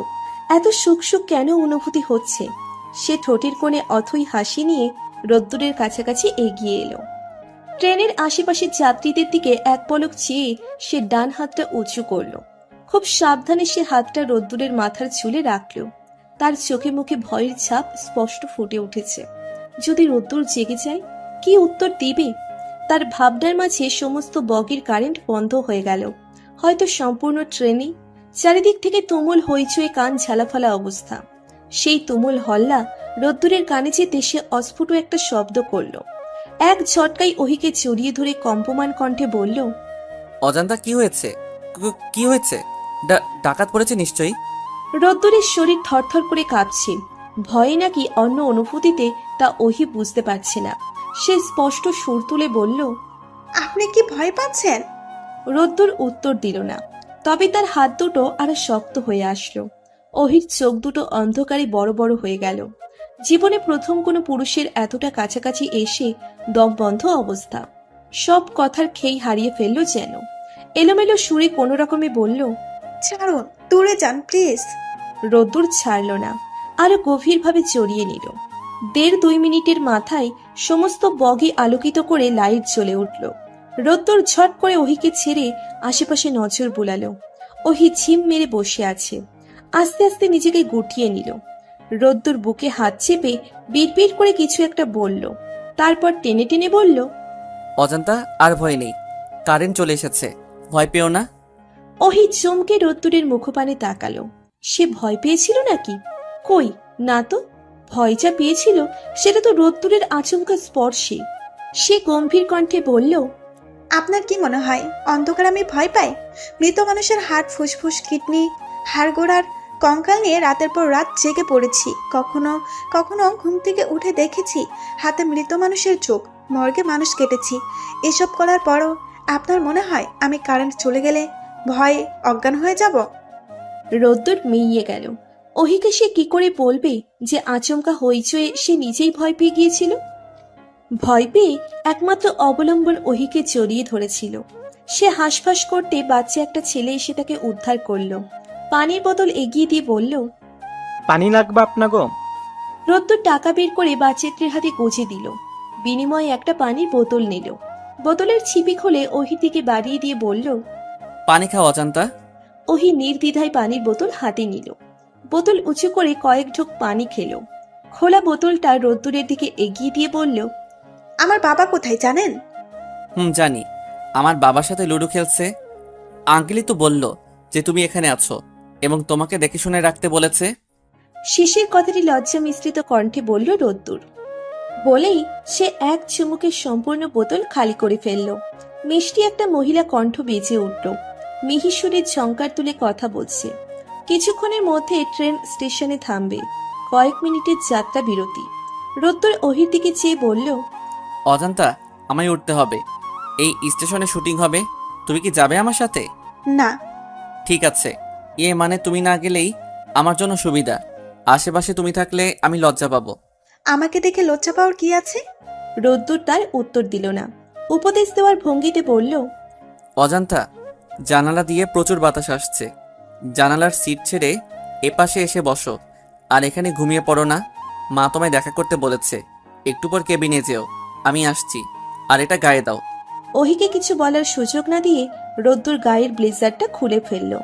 ওহির পাশের সিটে রেখে হাত নেড়ে বগি থেকে বের হলো। স্টেশনে ট্রেন থেমেছে। প্রচুর মানুষ ছোটাছুটি করছে। এসি বগির সামনে আরো বেশি ভিড়। চিত্রনায়িকা পলি মজুমদারকে পাবলিক প্লেসে দেখার লোভ সামলাতে পারছে না কেউ। সাথে ফ্রিতে শুটিং দেখার পর্বটা কেউ মিস করতে চায় না, সেজন্য উপচে পড়া ভিড়। স্টাফের লোকজন লাইট, ক্যামেরার যন্ত্রপাতি ঠিকঠাক করছে। তাদের থেকে কয়েক হাত দূরে চেয়ারে বিরস মুখে বসে আছে ডিরেক্টর আলতাফ মৃধা। চোখে মুখে বিরক্তির ছাপ। ইনিও একজন নামকরা ডিরেক্টর, তার ছবি মানে হিট। সাদা পোশাকের অ্যাটেন্ডেন্ট মোকলেছুর রহমান এসে বিনীত কণ্ঠে বলল, স্যার, চা বা কফি জাতীয় কিছু পান করবেন?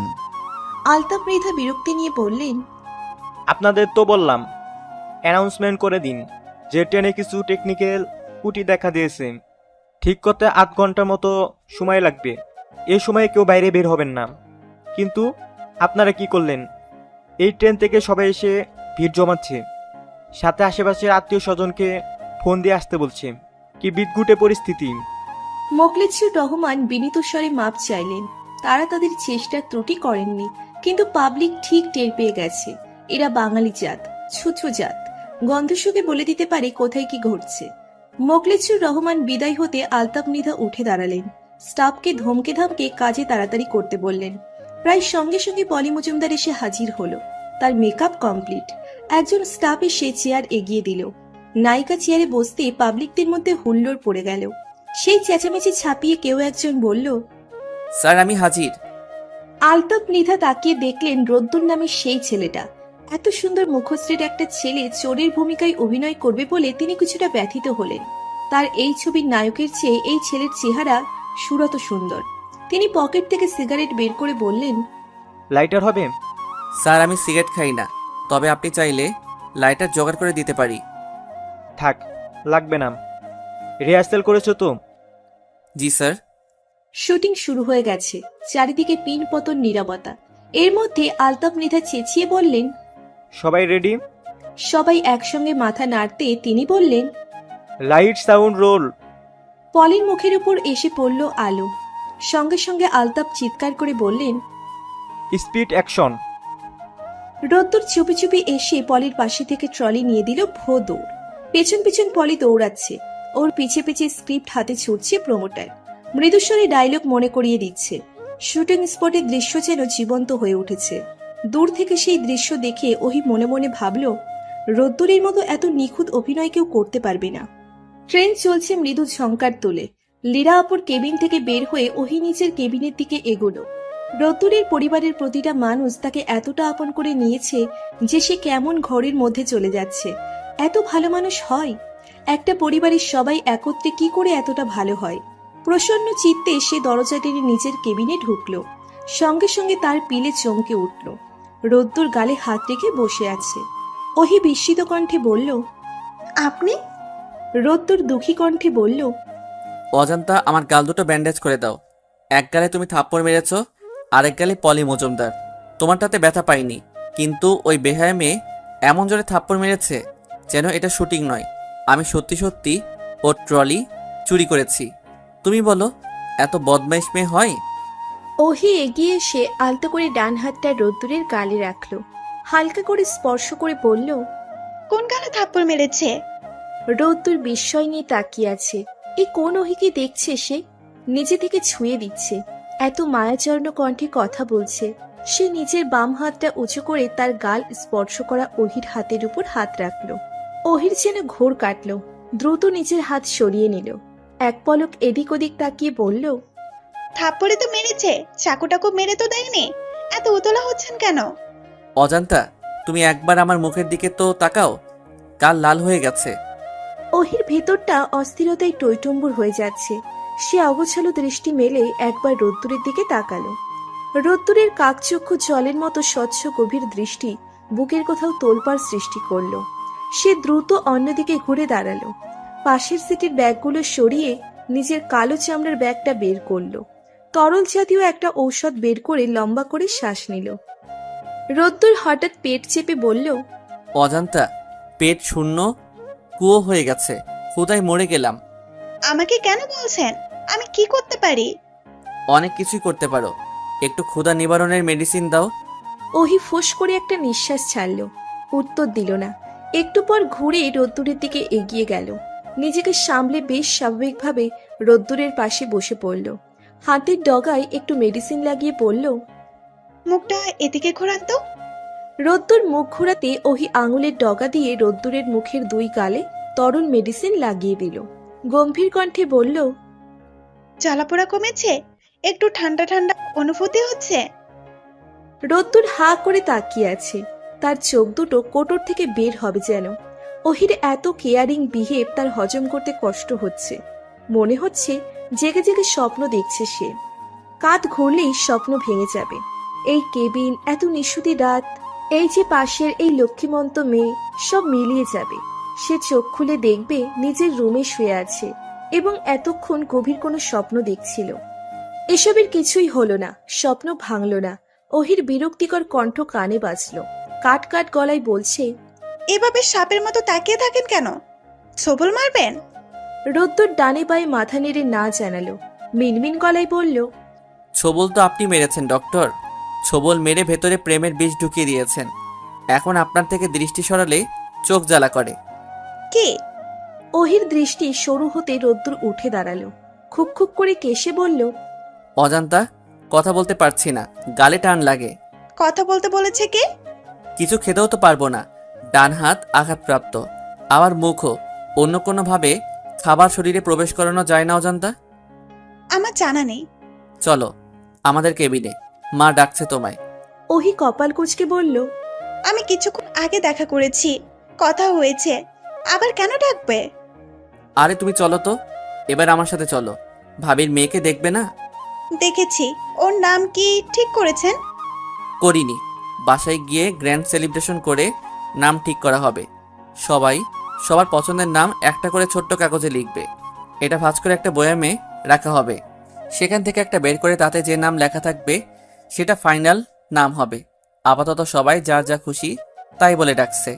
যেমন ধরুন আমি মনে মনে তাকে রূপচাঁদা বলে ডাকছি। কি? রূপচাঁদা? তোমার বাবা নামভি বলে ডাকছে, আমার মা ভানু বলে ডাকছে, আরও অনেককেই অনেক কিছু বলে ডাকছে।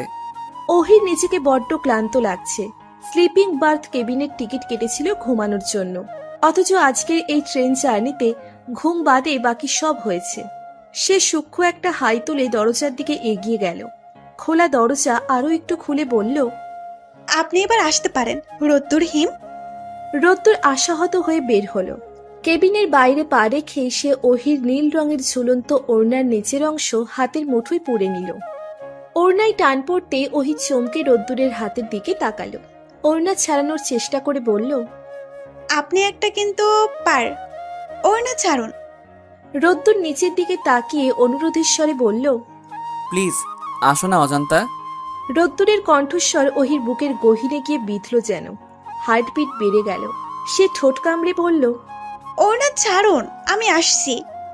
রোদ্দুরের মনের আকাশটা যেন মেঘমুক্ত হয়ে গেল। সে ঝলমলে হাসি হেসে ওড়না ছেড়ে দিল। ওহি কেবিন থেকে বের হয়ে দরজা টেনে দিল। রোদ্দুর এই মুহূর্তে বসে আছে পলি মজুমদারের সামনে। তার পাশের সিটে হাত পা এলিয়ে বসে আছে ডিরেক্টর আলতাফ মৃধা। পলি মজুমদার ঘন ঘন মাথার চুল নাড়াচাড়া করছে, টিস্যু দিয়ে নাক আর কপালের ঘাম মুছছে। দেখেই বোঝা যাচ্ছে নিজেকে যথাসম্ভব স্মার্ট আর গর্জিয়াস রূপে প্রেজেন্ট করতে চাইছে সে। রোদ্দুর মিনিট 10-15 হলেও এভাবে বসে আছে। তাকে জরুরি তলব করে ডিরেক্টর আলতাফ মৃধা ডেকে পাঠিয়েছিল। এখানে আসার পর আলতাফ মৃধা তাকে বলেছে যে সে নয়, তার সাথে কথা বলবে পলি মজুমদার। সে অনেকক্ষণ হলো পলি মজুমদারের সামনে বসে আছে, কিন্তু নায়িকা মাথার চুল নাড়াচাড়া বাদে আর কিছুই বলছে না। নিজের ভেতরে চাপা রাগটা নিয়ন্ত্রণ হারাতে বসেছে যেন। রোদ্দুর এই মেয়েটাকে কেন জানি সহ্য করতে পারছে না। মেয়েটির গলা চেপে উপরে তুলে ট্রেনের জানালা দিয়ে ছুঁড়ে ফেলার গোপন ইচ্ছেটা সে দীর্ঘশ্বাস রূপে বের করে দিল। আলতাপ মৃধা নীরবতা সহ্য করতে না পেরে মুখ খুললেন। পেছন ঘুরে এক স্টাফকে রাগান্বিত স্বরে বললেন, চোখে দেখিস না, সব বলে দিতে হবে। 3 কাপ চা দিয়ে যা। স্টাফদের মধ্যে নরণচরণের হিড়িক পড়ে গেল। পলি মজুমদারও মুখ খুলল। রোদ্দুরের দিকে চেয়ে বলল, আপনার বায়োডাটা ইতোমধ্যে আমি মুখস্থ করে ফেলেছি। আপনি কি সত্যি আর্টিস্ট হিসাবে নিজের ক্যারিয়ার করতে চান, গ্ল্যামার দুনিয়ায় আসতে চান? রোদ্দুর সিরিয়াস মুখে বলল, হ্যাঁ চাই। বেশ, ভেবে বলছেন তো? ফিল্ম ইন্ডাস্ট্রিতে একবার ঢুকলে আর কিন্তু বের হওয়ার অপশন নেই। Second thought. রোদ্দুর বেশ কনফিডেন্স নিয়ে বলল, আমি আর্টিস্ট হতে চাই। ঠিক আছে, এবার আপনাকে আমরা অনেক বড় একটা অপরচুনিটি দিব। আলতাফ ভাইয়ের সাথে আমি কথা বলেছি। এর পরবর্তী মুভিতে হিরোর রোলে আপনি অভিনয় করবেন। হিরোইন আমি, সাথে কো অ্যাক্টর হিসেবে থাকবে শাওন। রাজি? রোদ্দুর যেন আসমান থেকে পড়ল। এ কি শুনল সে? চোর থেকে সরাসরি নায়ক?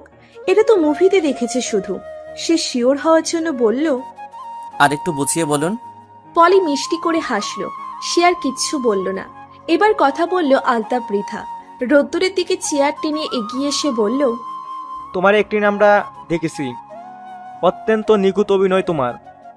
তোমার শরীরে যেন আর্টিস্টদের রক্ত মিশে আছে, আনবিলিয়েবল। আমার নেক্সট মুভিতে একটা নতুন মুখের প্রয়োজন ছিল। তোমার মতো এত সুদর্শন ছেলে মেল লিডে অভিনয় করলে মুভি হিট। তাছাড়া তোমার মধ্যে সততার একটা ব্যাপার স্যাপার আছে। তুমি কোনো কাজকে ছোট মনে করো না। তোমার চিন্তা ধারণা এমন থাকলে তোমার ক্যারিয়ার উজ্জ্বল নক্ষত্রের মতো। তাই আমি অনেক ভেবেচিন্তে তোমার চোরের রোলটা বাদ দিয়েছি। অন্য কেউ করবে সেটা। তুমি হিরো হিসেবে কিছুদিনের মধ্যে নতুন ছবির শুটিং করবে। রোদ্দুরের সামনে চা রাখা হয়েছে। সে যেন নিজের মধ্যে নেই। চারিপাশ কেমন অচেনা মনে হচ্ছে। পানি পিপাসা পাচ্ছে। কোনো রকমের চায়ের কাপ হাতে তুলে তাতে চুমুক দিল। অন্যমনস্কভাবে চুমুক দিয়েই চায়ের তাপমাত্রা টের পেল। পিস করে সব চা মুখ থেকে ফেলে দিল। হাত দিয়ে মুখে হাওয়া করতে করতে বলল, শিট, ঠোঁট পুড়ে গেল। পলি মজুমদার চিন্তিত মুখে একটা টিস্যু এগিয়ে দিল। রোদ্দুর কৃতজ্ঞতার দৃষ্টিতে তার দিকে তাকালো। টিস্যু দিয়ে মুখ মুছে দুজনকে উদ্দেশ্য করে বলল, আমি রাজি আপনাদের প্রস্তাবে। আমি ভীষণ খুশি হয়েছি। আমাকে এই সুযোগ করে দেওয়ার জন্য ধন্যবাদ। আমি খবরটা সবাইকে জানিয়ে আসি। সবাইকে বিদায় জানিয়ে রোদ্দুর বের হলো। তার মাথা ঝিমঝিম করছে। এত বড় একটা সংসার যেন সব অগোছালো করে দিচ্ছে। তার এখনো বিশ্বাস হচ্ছে না সে মুভিতে অভিনয় করবে। বুফে কারের বেঞ্চে ওহির বাবাকে দেখা যাচ্ছে। রোদ্দুর মুখে আড়াল করে তাকে সাবধানে পাশ কাটিয়ে করিডোরে আসলো। ওহির কেবিনের দরজায় টোকা দিল। ভেতর থেকে ওহির মিহি সুর ভেসে এলো। ঘুম চড়ানো কণ্ঠে বলল, বাবা, ভেতরে এসে ঘুমিয়ে পড়ো। রোদ্দুর দরজা ঠেলে ভিতরে ঢুকলো। কেবিনে লাইট জ্বলছে, সাদা আলোর ঝলকানি। সেই আলোর প্রায় সবটা ওহির মুখের উপর গিয়ে কেন্দ্রীভূত হয়েছে। তাকে এই রোদ্দুরের কাছে আলোর বহর মনে হচ্ছে, যে তার অন্ধকার জীবনে আলোর মশাল হাতে পথ দেখাচ্ছে। এই মেয়েটার সব শুভ তার জন্য। এই মেয়েটা আস্ত একটা মায়ায় মোড়ানো ভালোবাসা। রোদ্দুরের বুকের ভিতর ভালোবাসার ঢেউ খেলে গেল যেন। তার দৃষ্টি মিশে আছে ওহির মুখপানে। ওহির মাথার চুলগুলো সিটের উপর ছড়িয়ে ছিটিয়ে আছে। বন্ধ চোখের পাপড়িগুলো যেন সগর্বে দাঁড়িয়ে আছে। পাতলা ঠোঁট তাকে টানছে, কাছে টানছে চুম্বকের মতো। রোদ্দুর ক্ষীণ সুরে পা ফেলে এলোমেলো গতিতে ওহির কাছে গেল। ওহি পাতলা কম্বল গায়ে জড়িয়ে পা ভাঁজ করে শুয়ে আছে। সে এগিয়ে গিয়ে ওহির মাথার কাছে নিচে বসে পড়ল। খুব কাছে, আরো অস্তিত্ব অনুভব করতে ওহির শরীরের ভেতর দিয়ে শীতল রক্তস্রোত বয়ে গেল। ধপ করে চোখ খুলে রোদ্দুরকে খুব কাছাকাছি দেখতে পেল। কয়েক সেকেন্ড সে মুখের দিকে চেয়ে এক লাফে উঠতে নিল, কিন্তু পারল না। জোরপূর্বক ওঠার চেষ্টা করতে রোদ্দুর দু কাঁধ চেপে ওহিকে শুইয়ে দিল। অগোছালো কণ্ঠে বলল, অজান্তা, আমার ঠোঁট পুড়ে গেছে, চিকিৎসা দাও। রোদ্দুরের দ্বিধাহীন কণ্ঠ শুনে ওহির চোখ দুটো যেন ছানা বড়া হয়ে গেল। এরকম একটা কথা তবুও কেমন সাবলীল ভাবে বলছে। এই ছেলেকে সে হাড়ে হাড়ে চিনে গেছে। বুক চিরে একটা দীর্ঘশ্বাস বেরিয়ে এলো তার। কোন দুঃখে যে সে ডাক্তারি পড়তে গেছিল। কি হলো অজান্তা, জ্বালাপোড়া করছে তো? ওহি রোদ্দুরের হাত দুটো সরিয়ে ওঠার চেষ্টা করলো। পারল না, বিরক্তি নিয়ে বলল, কাজ ছাড়ুন, উঠতে দিন। আগে তুমি ঠোঁটের চিকিৎসা দাও। এইবার কিন্তু খুশি খাবেন বলছি, ছাড়ুন। রোদ্দুর ছাড়ল না। ওহি ফোঁস করে একটা নিঃশ্বাস ছাড়ল। এই ছেলের সাথে সংসার করতে গেলে যে তাকে কত রকম পরিস্থিতির সম্মুখীন হতে হবে তা বলার অপেক্ষা রাখে না। সর্বোপরি তার ডাক্তারি জীবনের দফারফা হয়ে যাবে। একের পর এক অজুহাতে শুধু চিকিৎসা চাইবে। আজ হাত কেটে গেছে, কাল পা কেটে গেছে, পরশু জ্বর বাঁধিয়েছে, তরশু আঙুল পুড়ে ভস্ম হয়ে গেছে ইত্যাদি। কে যে তাকে ডাক্তারি পড়ার পরামর্শ দিয়েছিল? সে তীক্ষ্ণ দৃষ্টিতে একবার রোদ্দুরের ঠোঁটের দিকে তাকালো, গলার স্বর নামিয়ে বলল, ঠোঁট পুড়েছে কিভাবে? অন্যমনস্ক হয়ে গরম চায়ে চুমুক দিয়েছিলাম। রোদ্দুরের হাত ঢিলে হয়ে এলো।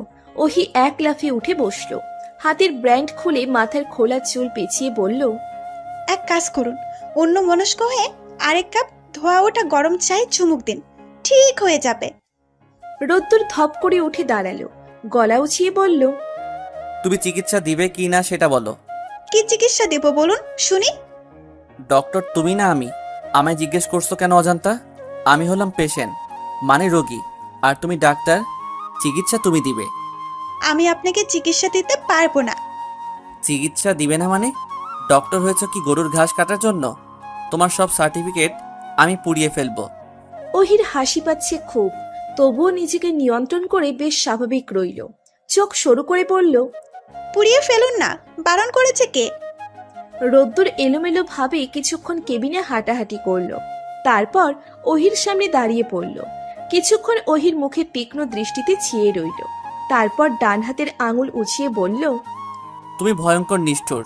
ঠোঁট পোড়ার সাথে সাথে তোমার প্রতি আমার সব অনুভূতি পুড়িয়ে ফেললাম অজান্তা। এই মুহূর্ত থেকে তোমার প্রতি আমার সব ফিলিংসে ফোসকা পড়ে গেল। আমি আর তোমায় ভালোবাসি না। এত দ্রুত ভালোবেসে ফেলেছেন মিস্টার রোদ্দুর হিম?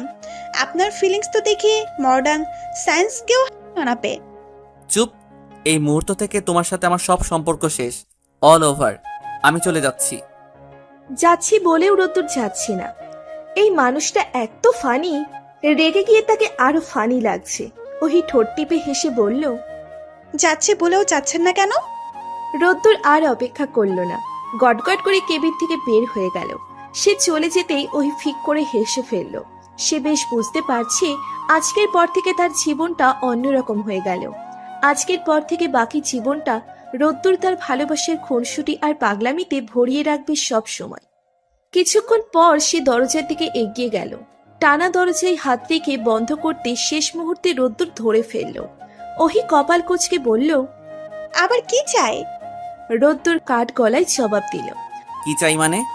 আমার জিনিস নিতে এসেছি, ব্লেজার ফেরত দাও। ওহি দ্রুত গিয়ে ব্যাগের চেইন টেনে ব্লেজার বের করলো। রোদ্দুরের দিকে ছুঁড়ে মেরে বলল, এই নিন। রোদ্দুর এক হাতে ব্লেজার চেপে ধরে রাগান্বিত চোখে ওহির দিকে চেয়ে রইল। সে দৃষ্টিকে সম্পূর্ণ উপেক্ষা করে ওহি দরজা বন্ধ করতে নিল। শেষ মুহূর্তে রোদ্দুর আবার পা দিয়ে বাধা দিল। ওহি বিস্ময় নিয়ে তাকাতে বলল, আমাকে খেয়ে ছেড়ে দিবে তা তো হবে না অজান্তা। আপনাকে কখন খেলাম আবার? পানি পানি খেয়েছো, আমার টাকায় কেনা পানি খেয়েছো, পানি ফেরত দাও। হাবিজাবি পানি হলে চলবে না, আমার চাই মিনারেল ওয়াটার। ওহি রোদ্দুরের শেষ কর্মকাণ্ড দেখতে চাচ্ছে, আরো কি কি পাগলামি করে। সে প্রায় দৌড়ে গিয়ে সিটের পাশ থেকে পানির বোতল এনে রোদ্দুরের দিকে বাড়িয়ে দিল। বলল, এবার বিদেই হন। রোদ্দুর বিদেই হলো না। কয়েক সেকেন্ড দরজা ধরে দাঁড়িয়ে থেকে আচমকা ওহিকে ঠেলে সরিয়ে কেবিনে ঢুকে পড়ল। ট্রেন ঝিকঝিক শব্দ তুলে এগিয়ে চলেছে। লোহায় লোহায় টক্কর লেগে সৃষ্ট শব্দটা ইতিমধ্যে গানের সুর নিয়েছে যেন। দীর্ঘক্ষণ শোনার ফলশ্রুতিতে ওহির মনে হচ্ছে সে চমৎকার একটা সুর শুনছে। ট্রেন মৃদু কাঁপছে। সেই কাঁপুনির সাথে পাল্লা দিয়ে ওহির বুকটাও দুরু দুরু কাঁপছে। নিজেকে ধাতস্থ করে সে বলল, ভেতরে এলেন কেন? আবার কি চাই? আরো কিছু পাবেন? রোদ্দুর আর চোখে ওহির দিকে তাকালো, কিন্তু ঘুরে দাঁড়ালো না। হাতের ব্লেজার চেপে ধরে বলল, আমি আর কিছু পাবো না, তুমি পাবে। ছবকিতে অন্ধকারে ভয় পেয়ে তোমায় জড়িয়ে ধরেছিলাম, এবার তুমি আমায় একবার জড়িয়ে ধরো, শোধবোধ হয়ে যাবে। আমি কারো কাছে ঋণী থাকতে চাই না। কি?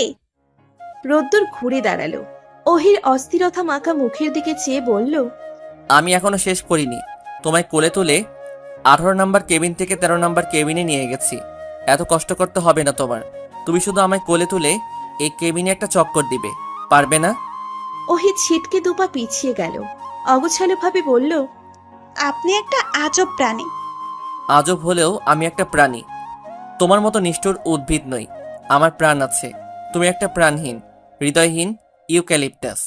ওহি মৃদুস্বরে হেসে ফেলল। রোদ্দুরকে থামিয়ে দিতে হবে, নইলে নন স্টপ বকবক করতেই থাকবে। সে কয়েক পা এগিয়ে রোদ্দুরের কাছাকাছি দাঁড়ালো। খুব কাছে দাঁড়িয়ে ডান হাতটা রোদ্দুরের বুকে চেপে ধরল। রোদ্দুর অস্থিরতা নিয়ে তাকালো ওহির দিকে। তার চোখ দুটো বড় বড় হয়ে গেছে, শরীরের কাঁপুনি টের পাচ্ছে। ওহিকে এত কাছে অনুভব করে অস্থিরতা বেড়ে চলেছে যেন। গলা শুকিয়ে আসছে। ওহির নরম হাতের নিচের হাড়টা ছিটকে বের হয়ে আসতে চাইছে যেন। সে ছটফট করতে করতে বলল, ও মাই গড, কি করছো কি অজান্তা? ওহি বাম হাতে রোদ্দুরের হাত চেপে ধরল। ঠোঁটের কোণে হাসি ঝুলিয়ে বলল, এত ভয় কেন পাচ্ছেন? চিকিৎসা দিতে চাচ্ছি ঠোঁটের। চিকিৎসা লাগবে না, আমি সুস্থ, একদম সুস্থ। হড়বড় করে বলে রোদ্দুর এক ঝটকায় নিজেকে ছাড়িয়ে নিল। পিছিয়ে যেতে ফ্লোরে থাকা ব্যাগের সাথে লেগে উল্টে পড়ে গেল। অস্ফুট স্বরে মৃদু আর্তনাদ করে মাথা চেপে ধরল। সিটের কর্নারে লেগে মাথা ঠুকে গেছে। ওহি হন্তদন্ত হয়ে জিজ্ঞেস করলো, ব্যথা পেয়েছেন? কোথাও লেগেছে? ওহি কাছে এগিয়ে যেতে রোদ্দুর বাম হাত উঁচিয়ে বলল, কাছে আসবে না অজান্তা, একদম কাছে আসবে না বলছি। ওহি বারণ শুনল না। এগিয়ে গিয়ে রোদ্দুরের হাত সরিয়ে মাথায় আস্তে করে চাটি মারল। রোদ্দুরকে আর এক দফা লজ্জার সাগরে চুবিয়ে মারতে সে রোদ্দুরের কপালে চুমু খেল। হাজিরা বেগম নুডলসের বাটি ওহির দিকে বাড়িয়ে দিয়ে বললেন, ছোট বৌমা, তুমি বেশি করে খাও। ওহি অস্বস্তি নিয়ে বাটিটা হাতে নিল। রোদ্দুরের মা তো তার আর রোদ্দুরের ব্যাপারে কিছুই জানে না, অথচ কোনো এক অদ্ভুত কারণে তিনি প্রতিটা কথার সাথে সাথে ছোট বৌমা শব্দটি যোগ করছেন। তাকে বৌমা বলে ডাকছেন। ওহি ভুলটা শুধরে দিল না। ডাকুক না, কিছু ভুল ভালো লাগার জন্ম দেয়। এই মানুষটাকেও সে প্রচন্ড রকমের ভালোবেসে ফেলেছে। সে চামচের ডগায় পেঁচিয়ে কিছুটা নুডলস মুখে পড়ল। চিবোতেই তার স্বাদটা টের পেল। এতকাল যাবৎ বাইরের যা তা খাবার খেয়ে মুখ পচে গেছে।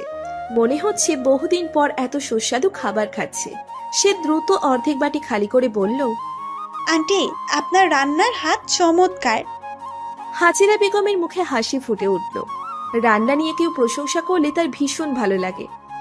তিনি ওহির মাথায় হাত বুলিয়ে বললেন, আরো অনেক খাবার আছে, ধীরে সুস্থে খাও। অনেক দূরের পথ, সেজন্য খাবার রান্না করে নিয়ে এসেছি। তাছাড়া বড় বৌমার এখন ঘন ঘন খাওয়া প্রয়োজন। ওহির ভেতরটা প্রশান্তিতে ভরে গেল। বোতল খুলে একটু পানি খেলো। খোলা দরজা দিয়ে একবার বাইরে তাকালো। রোদ্দুরকে চোখে পড়ছে না, হয়তো লীরা ভাবির কেবিনে। হাজিরা বেগম ওহির প্লেটে কষানো মাংস তুলে দিয়ে বলল, ছোট বৌমা, শুনলাম হিম নাকি ছবিতে অভিনয় করবে। হ্যাঁ আন্টি, ঠিকই শুনেছেন। তোমার শ্বশুরমশাই রাজি তো? উনি হ্যাঁ বলে দিয়েছে? ওহি মাথা নেড়ে স্মিত হাসল। আশ্বস্তির স্বরে বলল, হ্যাঁ আন্টি, আপনি চিন্তা করবেন না একদম। ওহির খাওয়া শেষে দুজন একত্রে বক্সে খাবার গুছিয়ে রাখলো। হঠাৎ রোদ্দুর দরজার বাইরে থেকে বলল, অজান্তা, তোমায় লীরা ভাবি ডাকে। হাজিরা বেগমের সম্মতি নিয়ে ওহি কেবিনের বাইরে এলো। বাইরে থেকে দরজা টেনে লীরা ভাবির কেবিনের দিকে পা বাড়াতে রোদ্দুর ওড়নার নিচে ঝুলন্ত অংশ টেনে ধরল। ওহি বলল, সমস্যা কি? রোদ্দুর এলোমেলো সুরে বলল, বুকে ব্যথা করে অজান্তা। করুক। আরো কত রকমের অসুখ করবে এখন আপনার? আপনার কোনো চিকিৎসা আমি করছি না। ওহি ওড়না টেনে ছাড়িয়ে এগিয়ে গেল। কয়েক পা যেতে আবার হাতে টান অনুভব করলো। তার মুখে হাসি ফুটে উঠল। হাসিটুকু নিমেষে শুষে নিয়ে রোদ্দুরের কম্পনরত হাতের দিকে এক পলক তাকালো। হঠাৎ পেছন থেকে কেউ বিস্ময় মিশ্রিত কণ্ঠে বলে উঠল, এ কি, তুমি আমার মেয়ের হাত ধরে টানাটানি করছো কেন? ওর হাতটা কি টানাটানি বস্তু? ধরি পেয়েছো নাকি? ছাড়ো বলছি, বিয়াদব ছেলে। ওহি রোদ্দুর দুজনেই চমকে তাকিয়ে দেখল লুৎফার রহমান কপাল কুঁচকে তাকিয়ে আছে। তার পাশে টুপি পরিহিত রোদ্দুরের বাবাও কৌতূহল নিয়ে চেয়ে আছে। লুৎফার রহমানের এক ধমকে রোদ্দুর ঝড়ের বেগে ওহির হাত ছেড়ে দিল। কিছুটা দূরে দাঁড়িয়ে আর চোখে এক পলক ওহির দিকে তাকালো। ওহি ধীর পায়ে এগিয়ে এসে বলল, বাবা, তোমার হাতে সিগারেট কেন? আজ টোটাল কয়টা খেলেন? লুৎফর রহমান ধপ করে নিভে গেলেন। হাতের সিগারেট ফেলে দিয়ে পায়ের জুতার সাহায্যে নিভিয়ে ফেললেন। তিনি শরীর কেমন দুলানি অনুভব করছেন। মেয়ের ধমকে নাকি ট্রেন বাঁকায় বুঝতে পারছেন না। গলা ছেড়ে তিনি বললেন, ওহিমাম, রোদ্দুর নামক ছেলেটা কি জোরপূর্বক তোমার হাত ধরেছিল? হাত ধরেছিল বাবা, কিন্তু জোরপূর্বক নয়। মানে? মানে হাত ধরার ব্যাপারটা মিউচুয়াল ছিল। আমিও ধরেছিলাম বাবা। সে কি? কেন? জার্নিতে আধা পরিচিত হওয়া একটা ছেলের হাত কেন ধরবে তুমি? ওহি কিছুক্ষণ চুপ করে রইল। লুৎফর রহমান আর উসমান আলী ভ্রুকুচকে জিজ্ঞাসু দৃষ্টিতে উত্তরের অপেক্ষা করছে। ওহি এক পলক রোদ্দুরের দিকে তাকালো। রোদ্দুরের মুখ রক্তশূন্য ফ্যাকাশে হয়ে গেছে। ওহি স্পষ্ট সুর তুলে বলল, বাবা, আমি আধা পরিচিত এই ছেলেটার হাতটা সারা জীবনের জন্য ধরতে চাই। আর কেউ মুখ খুলল না, কোনো কথা হলো না। ট্রেনের হুইসেল বাদে চারিদিক নিস্তব্ধ। ওহি ভয়ে ভয়ে বাবার মুখের দিকে তাকাতে তিনি ফিক করে হেসে দিলেন। পাশ থেকে তার হাসিতে সামিল হলেন উসমান আলী। ওহি আর রোদ্দুর সন্দেহ নিয়ে তাকাতে উসমান আলী হাসতে হাসতে বললেন, আমরা তোমাদের এই প্রস্তাবে ভীষণ খুশি হয়েছি গোমা। জীবনে প্রথমবার হিম একটা ভালো কাজ করলো। আসলে আমি নিজেই তোমার বাবাকে প্রস্তাব করেছিলাম তোমাকে বাড়ির ছোট বউ করার জন্য। তোমার বাবা দ্বিধাদ্বন্দ্বে ভুগছিল। আশা করি সব দ্বিধা কেটে গেছে, তাই না ভাই? সেই লুৎফর রহমান হেসে বললেন, জি বিআই সাহেব। তারপর আর কথা হলো না। লুৎফর রহমান এগিয়ে গিয়ে মুচকি হেসে রোদ্দুরের পিঠ চাপড়ে দিল। উসমান আলীকে ইশারা করে দুজন 19 নম্বর কেবিনে ঢুকলো। ওহি বাবার গমন পথের দিকে চেয়ে কৃতজ্ঞতার হাসি হাসল। ঘুরে দাঁড়িয়ে রোদ্দুরের দিকে তাকালো। রোদ্দুরের মুখভঙ্গি এখনো স্বাভাবিক হয়নি। ওহি এগিয়ে গিয়ে বলল, এভাবে আর দাঁড়িয়ে থাকবেন? অজান্তা, ওনারা যা বলল তা কি সত্য? আমি কি জেগে জেগে স্বপ্ন দেখছি? রোদ্দুরের বিস্ফোরিত দৃষ্টি দেখে ওহি মাথা নাড়ালো। রোদ্দুরের হাতে এক টান মেরে বলল, এবার বগিতে আমার পাশে বসে স্বপ্নের বাকি অংশটা দেখবেন। চলুন। ট্রেন ছুটে চলেছে অবিরাম গতিতে। একের পর এক স্টেশন পেরুতে পেরুতে ক্লান্ত এখন সে। আর কিছুটা পথ পেরুলেই শেষ স্টেশন। ক্ষুদ্র ক্ষুদ্র ঘটনা, নতুন অভিজ্ঞতা, ভালো লাগা, খারাপ লাগা, সুখ স্মৃতি, দুঃখ স্মৃতি সহ অসংখ্য টুকরো টুকরো ঘটনার সাক্ষী হয়ে সবাই শেষ গন্তব্যে নেমে যাবে। এই গন্তব্যে দীর্ঘ সময় ট্রেন ভ্রমণের সমাপ্তি ঘটবে। শুরু হবে নতুন গন্তব্য। জীবন থেমে থাকে না। এ যে ফরএভার ট্রেন। এর শেষ গন্তব্য মৃত্যু। মৃত্যুতে এই ছুটে চলা ট্রেনের চির সমাপ্তি ঘটবে। ছুটন্ত এই ট্রেনে পরিচয় হওয়া দুজন মানব মানবী ছুটে চলেছে নিজ গন্তব্যে। রাতের আধারে 6 বগের জানালার ধারে বসে দুজন নিশ্চুপ অন্ধকার অবলোকন করছে। কাঁধে মাথা রেখে ট্রেন ছুটে চলার শব্দের সাথে একে অপরের নিস্তব্ধতাকে গুণে চলেছে যেন। একে অপরের শ্বাস প্রশ্বাস গুণে চলেছে। একে অপরের হাতের ভাঁজে থাকা হাত তারা ছাড়বে না। এই হাত ধরেই তারা ট্রেনের শেষ স্টেশন পেরিয়ে ভালোবাসা নামক নতুন স্টেশনে পা রাখবে। পরিশিষ্ট টানা 7 বারের মতো ওহিকে ফোন করে পেল না রোদ্দুর। ওহি তার ফোন তুলছে না। ব্যালকনি থেকে রুমে ঢুকে ফোনটা বিছানায় ছুঁড়ে মারল সে। এই মেয়ে তাকে ভেবেছে কি? এত অবহেলা কেন করবে? সব সময় নিজের মর্জি মতো কেন চলবে? সে চেঁচিয়ে তার পিএ ইউনিসকে ডাকলো। অল্প বয়স্ক এক ছেলে তৎক্ষণাৎ রুমে ঢুকে বলল, স্যার। তোমাদের ম্যাডাম এখন কোথায় থাকতে পারে, কোনো আইডিয়া আছে? স্যার, হসপিটালে থাকার সম্ভাবনা বেশি। কি? এত রাতে হসপিটালে কেন থাকবে? ম্যাডামের প্রতি বুধবার রাতে হসপিটালে ডিউটি থাকে। আজ তো বুধবার, ভুলে গেছেন নিশ্চয়। তবে বাসাতেও থাকতে পারেন। কেন স্যার, আপনি যাবেন? রোদ্দুর দেয়াল ঘড়ির দিকে তাকালো। 10টার উপরে বাজে। রাত বেশি না হলেও তাকে শাওয়ার নিতে হবে। বাইরে থেকে মাত্র সে ফ্ল্যাটে ফিরেছে। নিজের দিকে এক পলক চেয়ে সে হুকুমের স্বরে বলল, ইউনুস, এক কাজ করো, আমি শাওয়ারে ঢুকবো। মোটামুটি 2 ঘন্টার মতো সময় লাগবে। এর মধ্যে তুমি আর ড্রাইভার গিয়ে অহিকে নিয়ে আসবে। আসতে রাজি না হলে ভয় দেখিয়ে জোর করে তুলে নিয়ে আসবে। ইউনুস চমকে বলে উঠল, স্যার, এত রাতে ম্যাডামকে তুলে নিয়ে আসবো? এত অবাক কেন হচ্ছ? আমার বউকেই তো তুলে নিয়ে আসতে বলছি, অন্য কেউ তো নয়। বিয়ে করা বউ আমার। যদিও পারিবারিকভাবে মিডিয়া থেকে লুকিয়ে বিয়ে করেছি, তবুও তুমি তো জানো। তাহলে সমস্যা কোথায়? পারবে না? রোদ্দুরের বিরক্তি ঝরা কণ্ঠে ইউনুস ভড়কে গেল। বেশ কনফিডেন্স নিয়ে বলল, পারবো স্যার, আমি এক্ষুনি যাচ্ছি। ইউনুস ঝড়ের বেগে রুম ত্যাগ করল। রোদ্দুর দরজার দিকে এক পলক চেয়ে ঝপ করে বিছানায় শুয়ে পড়ল। আর্টিস্ট হিসেবে কেরিয়ার শুরু করার পর থেকে সব সময় থেকে ব্যস্ত থাকতে হয়। ওদিকে ওহি তার ডাক্তারি পেশা নিয়ে ব্যস্ত। বিগত 13 বছরে তাদের দুজনের কদাচিৎ দেখা হতো, অথচ রোদ্দুর ওহিকে না দেখতে পেয়ে সারাক্ষণ হাঁসফাঁস করত। চোখের সামনে ওহির চেহারা ভাসত সব সময়। কোনো কাজে মন বসে না, শুটিংয়ে মনোযোগ নেই। এসব থেকে রক্ষার জন্য আজ 17 দিন হলো সে ওহিকে বিয়ে করেছে, কিন্তু বিয়ের পর থেকে ওহি তাকে আরো বেশি করে ইগনোর করা শুরু করেছে। কাছে বসছে না, দুটো কথা বলছে না, একটু ছুঁয়ে দিচ্ছে না। আবার বিয়ের 2 দিন পরেই সে নিজের ফ্ল্যাটে চলে গেছে। ওহি তার বাবা মা সহ এখন হসপিটালের কাছাকাছি একটা ফ্ল্যাটে থাকে। রোদ্দুর 2 দিন শুটিংয়ের ফাঁকে সেই ফ্ল্যাটে গেছে, হসপিটালে গেছে 2 দিন। সব জায়গায় গিয়ে দেখে ওহি লাপাত্তা। ওহি যেন তার সাথে লুকোচুরি খেলছে। ধরা দিব দিব করে কিছুতেই ধরা দিচ্ছে না। গায়ের ঘরমাক্ত শার্টটা একবার নাকে শুকে রোদ্দুর বিছানা ছেড়ে উঠে পড়ল। ওয়াশরুমে ঢুকে মন কিছুটা হালকা হলো। শাওয়ারের সবকিছু একদম রেডি। শাওয়ার শেষ করে শুধু টাওয়েল পরে ওয়াশরুম থেকে বের হলো রোদ্দুর। মনটা ফুরফুরে হয়ে গেছে অনেকটা। মাথার ভেজা চুলগুলো হাত দিয়ে ঝাড়া দিয়ে সামনে এগোতে ওহিকে চেয়ারে বাঁধা অবস্থায় দেখে চমকে উঠল। পরক্ষণে নিজের উদাম গায়ের দিকে নজর পড়তে লজ্জায় কুঁকড়ে গেল। এক টানে টাওয়েল খুলে গায়ে পেঁচিয়ে বলল, অজান্তা, তুমি কিছু দেখোনি রাইট? ওহির ভ্রু কুচকে গেল। এই ছেলে গাধাদের কোন স্তরে পড়ে?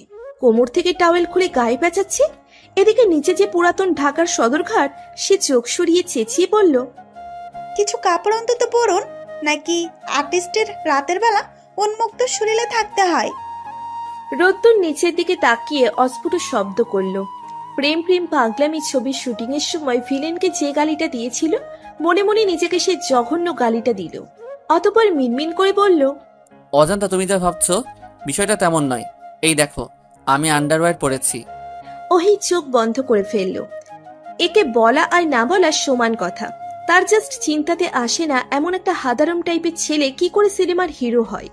সে চোখ তুলে দেখলো রোদ্দুর তড়িঘড়ি করে ওয়াশরুমে ঢুকেছে। খুব তাড়াতাড়ি সে ওয়াশরুম থেকে বের হলো এবং ওহি অবাক হয়ে লক্ষ্য করলো যে রোদ্দুর 3/4 প্যান্টের সাথে উল্টো করে ফতুয়া পড়েছে। সে ঘাটতে গেল না, হতাশ সুরে বলল, হাত পায়ের বাঁধন খুলুন, ব্যথা পাচ্ছি। রোদ্দুরের খেয়ালে এলো ওহি চেয়ারে বাঁধা। সে এক ছুটে এগিয়ে গিয়ে ওহির হাত পায়ের বাঁধন খোলার চেষ্টা করলো। পায়ের রশিটা খুব তাড়াতাড়ি খুলতে পারলো, কিন্তু হাতের গিঁট খুলতে পারল না। অসহায় চোখে ওহির দিকে চাইতে বুকের বাঁ পাশে ব্যথা শুরু হলো তার। নিজেকে সামলে মুখটা নিচু করে দাঁত দিয়ে গিঁট খোলা শুরু করলো। ওহি মুখ ঘুরিয়ে বলল, গিট খুলতে বলেছি, হাতে চুমু খাওয়ার পারমিশন দেইনি। রোদ্দুরের ছটপটানি ভাব আরো বেড়ে গেল। গেট খুলতে গিয়ে তালগোল পাকিয়ে সে আরো আষ্টে পৃষ্ঠে গেট দিয়ে ফেলল। অপরাধীর মতো মুখটা কাচুমাচু করে ওহির দিকে তাকালো। ওহি একটা দীর্ঘশ্বাস ফেলে বলল, সিনেমার নায়িকাদের যখন ভিলেন আটকে রাখে তখন তো 2 সেকেন্ডে সব বাঁধন খুলে তাকে রক্ষা করে। আমার বেলা সব অগোছালা কেন? রোদ্দুর রশি খুলতে সক্ষম হলো না। দ্রুত উঠে ড্রেসিং টেবিলের ড্রয়ার থেকে কাঁচি নিয়ে এলো। রশি কেটে ওহিকে মুক্ত করে বলল, মানে ডক্টর অজান্তা ওহি, ভেরি সরি। আমার অ্যাসিস্ট্যান্টকে শুধু বলেছিলাম শাওয়ার শেষ করে যেন আমি অজান্তাকে দেখতে পাই। আসতে না চাইলে প্রয়োজনে তুলে আনবে। আমি ধারণা করিনি তারা আমার কথা অক্ষরে অক্ষরে পালন করবে। সত্যি সত্যি তোমায় জোর করে তুলে নিয়ে আসবে। খুবই দুঃখিত। যদিও না আসতে চান, চাওয়ার অভিনয় করেছি, তবুও আমি ইচ্ছেই না এলে কারো ক্ষতি ছিল না নিয়ে আসার। তা এই মাঝরাতে আমায় তুলে নিয়ে আসার কারণ কি? কি করবেন আমাকে দিয়ে? রোদ্দুরের বুকের ভিতর 10 নম্বর বিপদ সংকেত দেখা দিল। হার্ট বুক ছিঁড়ে বেরিয়ে আসতে চাইছে। ডান হাতটা বুকের বাপাশে চেপে ধরে বিড়বিড় করে বলল, ও মাই গড, এত রাতে অজান্তা আর আমি এক ঘরে? কি হবে এবার? কি করব ওকে দিয়ে? ওহির কপালে ফুটে ওঠা সূক্ষ্ম ভাঁজের দিকে চোখ পড়তে সে ফ্যাকাশেভাবে হেসে বলল, হ্যাঁ হ্যাঁ হ্যাঁ, মানে কফি। তোমার হাতের 1 কাপ কফি খাওয়ার জন্য তুলে নিয়ে এসেছি। ওহি একটা নিঃশ্বাস ছাড়ল। রোদ্দুরের মিথ্যাগুলো এত খাপছাড়া হয় যে বুঝতে 2 সেকেন্ড সময় লাগে না। সে চেয়ার ছেড়ে উঠে রোদ্দুরের রুমের সর্বত্র নজর বোলালো। এই ফ্ল্যাটে সে এর আগে আরো কয়েকবার এসেছে, দিনে, রাতে নয়। রোদ্দুর আর্টিস্ট হওয়ার পর থেকে আলাদা ফ্ল্যাট নিয়ে থাকে। এখানে ডিরেক্টর, স্টাফের লোকজন প্রায়ই নানা রকম চুক্তিনামা নিয়ে আসে। তার কর্মজীবনের সবকিছু এই ফ্ল্যাটে। সময় সুযোগ পেলেই রোদ্দুর তাদের নিজস্ব ফ্ল্যাটে গিয়ে বাবা মায়ের সাথে থাকে। পেছন থেকে কেউ জড়িয়ে ধরতে অহির ঘোর কাটে। ঘোর কাটতে পেটের কাছে রোদ্দুরের কম্পমান হাত দুটো ছাড়ানোর চেষ্টা করলো, কিন্তু রোদ্দুর ছাড়ল না। অহি রুদ্ধ কণ্ঠে বলে উঠল, আপনি আমায় আর আগের মতো ভালোবাসেন না। কে বলেছে ভালোবাসি না? এই দেখো অজান্তা, তোমায় ছাড়া আমি নিঃশ্বাস নিতে পারি না। দম বন্ধ হয়ে আসে, সবকিছু ফাঁকা ফাঁকা লাগে। একমাত্র তোমার কাছে এলে বুকে সুখের ব্যথা শুরু হয়। নিজেকে বড্ড বেশি অগোছালো মনে হয়। একমাত্র তোমায় ছুঁয়ে দিলে অনুভূতির জোয়ারে ভেসে যাই। অজানা ভয় আর লজ্জায় কুঁকড়ে যাই। আমার সব অনুভূতি চেয়ে অজান্তা ওহি নামক মেয়েটির জন্য। চোখের পানিতে অহির গাল ভিজে উঠল। রোদ্দুর তাকে ঘুরিয়ে সযত্নে গাল মুছে দিল।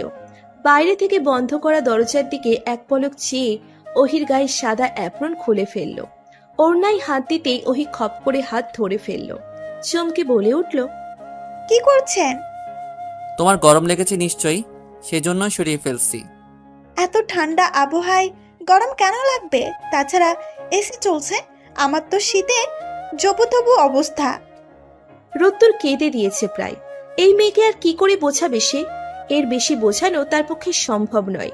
সে অসহায় মুখ করে ঘুরে দাঁড়াতেই ওহি এক টানে ফের নিচের দিকে ঘোরালো।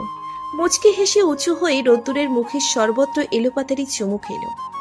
মাঝরাতে ওহিকে বুকে জড়িয়ে রোদ্দুর তার পিয়ে ইউনুসকে লম্বা একটা মেসেজ দিল, যার সারমর্ম এই যে সে আর সিনেমা জগতে কাজ করবে না। শখের বসে 3টে ছবি করেছে। তার 4র্থ ছবি হজবরালার টিজার বের হয়েছে। ইতিমধ্যে সেটা সোশ্যাল মিডিয়ায় ব্যাপক সাড়া ফেলেছে। অনেক টাকাও ইনকাম করেছে। আর মুভি টুভিতে কাজ করবে না। এখন সে বউ নিয়ে দেশ বিদেশে ঘুরে বেড়াবে। ঘোরাঘুরি শেষ হলে ফুড ব্লগিং দিয়ে শুরু করে বাবার বিজনেস হাতে দিবে। তার জীবনের এখন একটাই লক্ষ্য, সেটা হলো সুযোগ পেলেই বউয়ের আঁচল ধরে পেছন পেছন ঘুরঘুর করা আর ডাক্তার বউয়ের কাছে নানাবিধ রোগের চিকিৎসা নেওয়া। অজান্তা ওহি তার পরিবারকে ঘিরে বেড়ে ওঠা। তার একান্ত ছোট্ট পৃথিবী ভয়ানক সুন্দর যে এর বাইরে তার কিছুই চায় না। আপনারা দেখছেন রোমান্টিক গল্প। ভিডিওটি ভালো লাগলে like, comment, share and subscribe করতে ভুলবেন না। যারা এখনও সাবস্ক্রাইব করেননি তারা অবশ্যই চ্যানেলটি এখনই সাবস্ক্রাইব করুন। ধন্যবাদ।